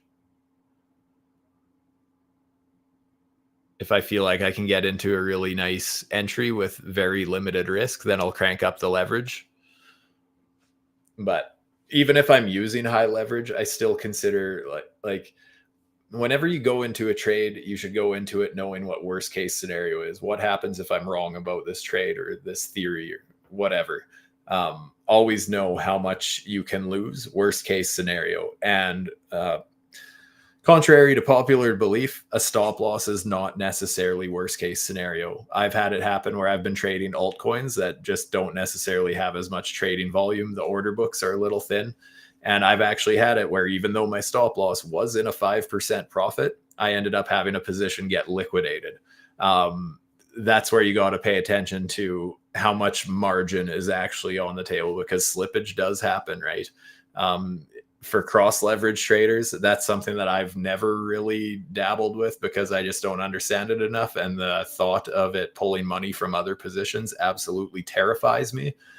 So I would never touch cross. I just like isolated leverage because then I know the margin amount in that isolated position is worst case scenario, that amount gets liquidated.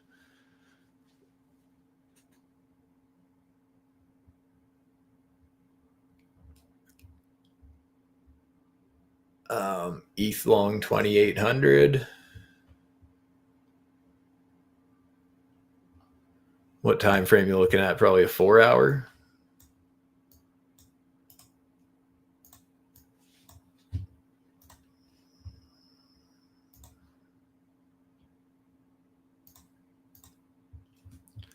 Yeah, I mean, there's possibility that ETH does. Like I said, I don't like how quickly we dropped this structure here. Like we did get above it, but technically we did slightly get above it. So maybe we do find support here soon on ETH. Even down here, that would make perfect sense. Even really, like I said, at least the 115 is kind of what I look for invalidation. So maybe it even drops past this, gives us a little liquidity grab to the upside, but reclaims this level. In that case, I would definitely be considering looking for scalps on ETH at that point. By scalps, I just mean trying to find long on a shorter time frame, basically quickly updating my stops and my risk and taking profits quickly on part of the position, but then being open to the idea that it actually does have a nice bounce to it. Yeah, if we get some sort of a swing fail where we just do drop this, but we just wick below, candle bodies hold it as support, yeah, that could be a bullish signal. Ooh, look at this. It is reversing for us. Now don't reverse again, you bastard.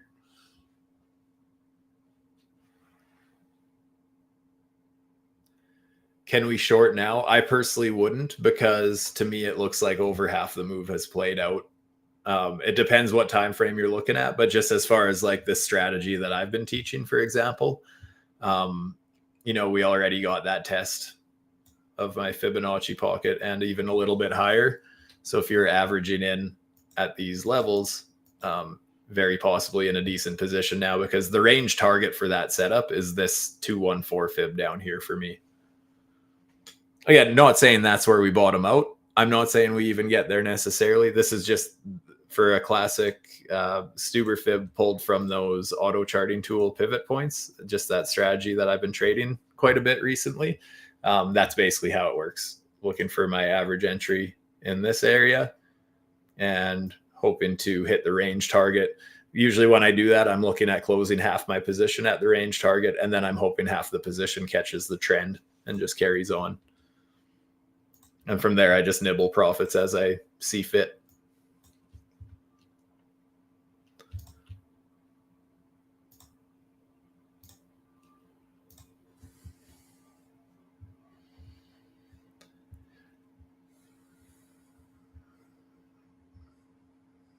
Are we going to get my target? It might play out yet. Oh,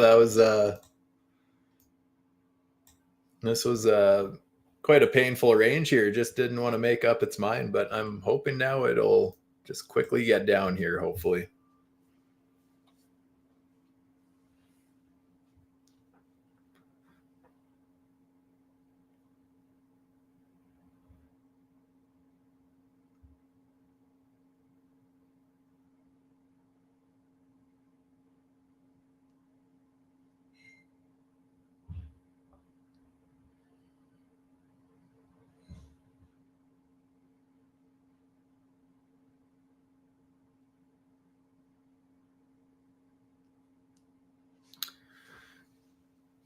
Putting in higher lows, maybe. I'm not really considering these higher lows at this point. I don't know. We still have the indicator showing just a series of lower highs, lower lows. Yes, we got slightly above this. I'm not really willing to consider this a higher low at this point. I'm also just very hesitant to take anything all too bullishly right now, just because my macro time frame, I just think that I think the writing's on the wall personally. I think we are going lower. It's just that, yeah, we might see little bounces between now and then, but I just don't really want to fight the trend. I've been trading with a bearish bias for several weeks now. Actually, I shouldn't say that, because I did briefly switch to bullish for that uptrend on the 4-hourly here when we did get that fib pullback I talked about with that bullish RSI divergence. So I was favoring the long side here, this whole trend to the upside. I was trading the long side, but I was still bearish in my head because I was just targeting this as my reversal point, basically. So even though I feel one way on the market, I mean, trade the market for what it is. I'll let the charts decide which way I should be trading. So yeah, I'm open to the idea of a balance or whatever, but I'm still not really interested in longing personally.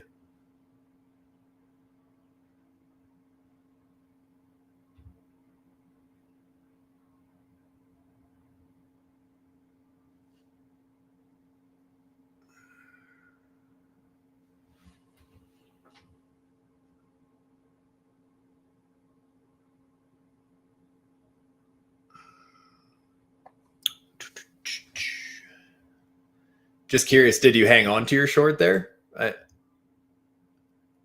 Steven, I believe you had mentioned somewhere up here you were taking a short. I'm just wondering if you left enough wiggle room for this.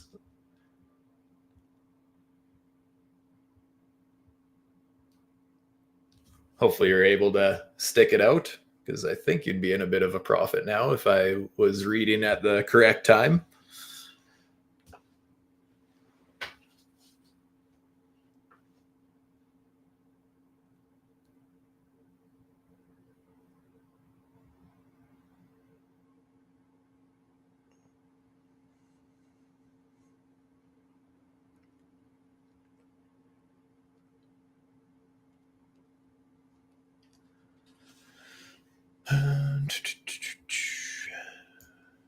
Getting close to that target.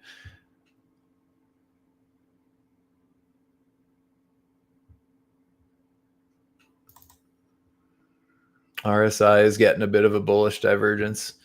If I was in a new short from this level, this is one of those times where I'd be considering taking profits a little bit early, even just on part of my position. If this RSI divergence does print, as well as down here, I saw a signal flashing for a hidden bullish divergence. If we start seeing those on a candle close, I would be looking at closing part of my position early. I'm not, because my position is risk-free anyways, but if I was in a new position from these levels, basically, just to control my risk, because again, going back to the whole reaction over prediction, just because when you're trading the 1 minute, I mean, structure can change so fast, right?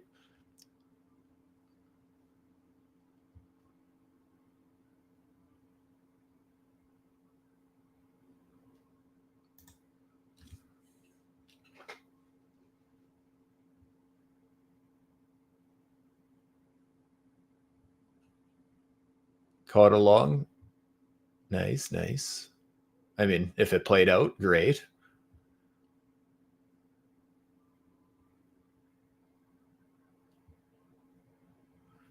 57,767. Honestly, I think that's very close to what I'm thinking too. My target's actually around 57.5, I would say, but I'm saying more 58-ish, just in case it gets front run a little bit.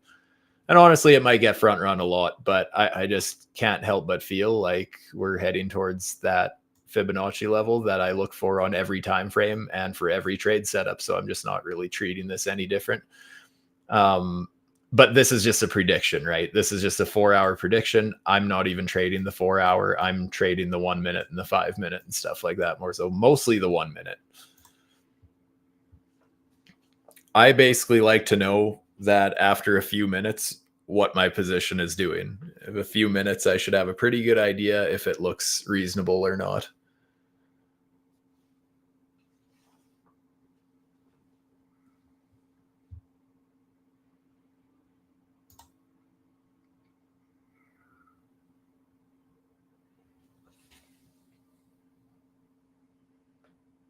Oh, a higher high signal. Like if this was a new position for me, yeah, if I was in a new position from here, I'd be looking at closing part of my position early just because there's some warnings there, right?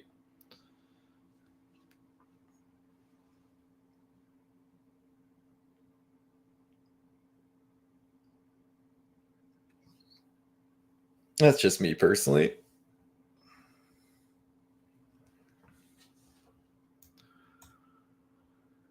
And again, a lot of people think all the time that, hey, I got to use indicators for entries, right? We got a higher high print, we got a hidden bullish divergence here. I'm looking at these as more of risk management right now, because even though, yes, it's absolutely possible that we fly to the upside now, um, I'm just not personally, I have zero interest in trading the upside right now. I have no FOMO to it. If it goes up and I miss it, I really don't care at all. So I'm looking at it more as, hey, here's more reasons to be careful with shorts at this time, rather than being like, hey, I have to be long.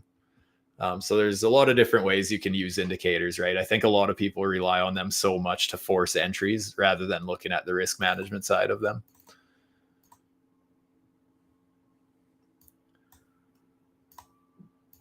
Got a lower sell signal on this, and way lower. That's quite aggressive. So yeah, we'll see if that's able to hold. That may end up giving Bitcoin a little bit of trouble here.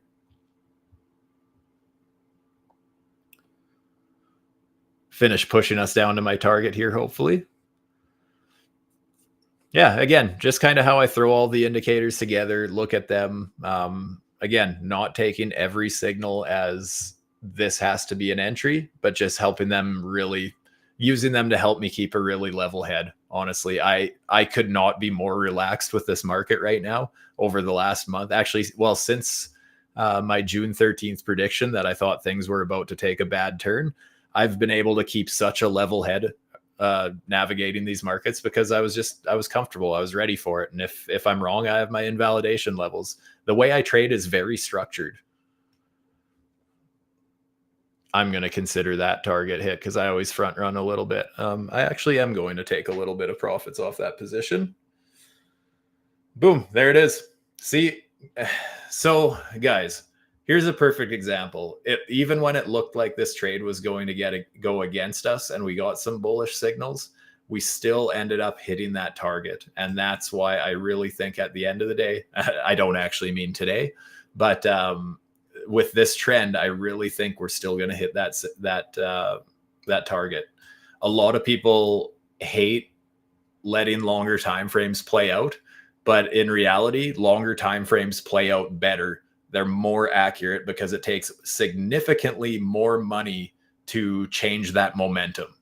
You know, it's very easy for someone with deep pockets to totally change the direction of a 1 minute chart. But with a 4 hour chart and a weekly chart and stuff like that, it takes a way bigger amount of money to change the momentum there. So when people start totally ignoring these, it's like, hey, I trade this all the time on the 1 minute or the 5 minute.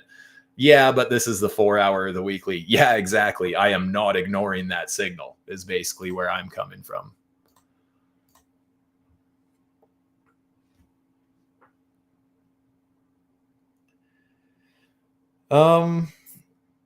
However, you guys, since we hit my target here, finally, that was painful. It took a while. We may even continue to the downside. Like I said, I took a little more profits off my short here, but hopefully you kind of got a better understanding of this scalping strategy that I use. I've been showing this in my last few live streams, so it's cool that we got to take one here live with you guys to kind of see how I do that. I think that's about all I wanted to go over today. And yeah, I'm getting hungry, so I'm going to try and unglue myself from the charts for a few hours here. If these indicators do interest you, I do have that discount link down below. That's a 10% additional discount on top of the current promotions going on there for these beautiful indicators. So definitely check that out if that's something you're interested in. And be sure to smash up that like button if you appreciated my outlook on the market. Just how I look at these indicators and market structure as a whole. Yeah, do me a favor, hit that like button, subscribe to the channel. And with that, I'm out. Stay safe, my friends. Peace.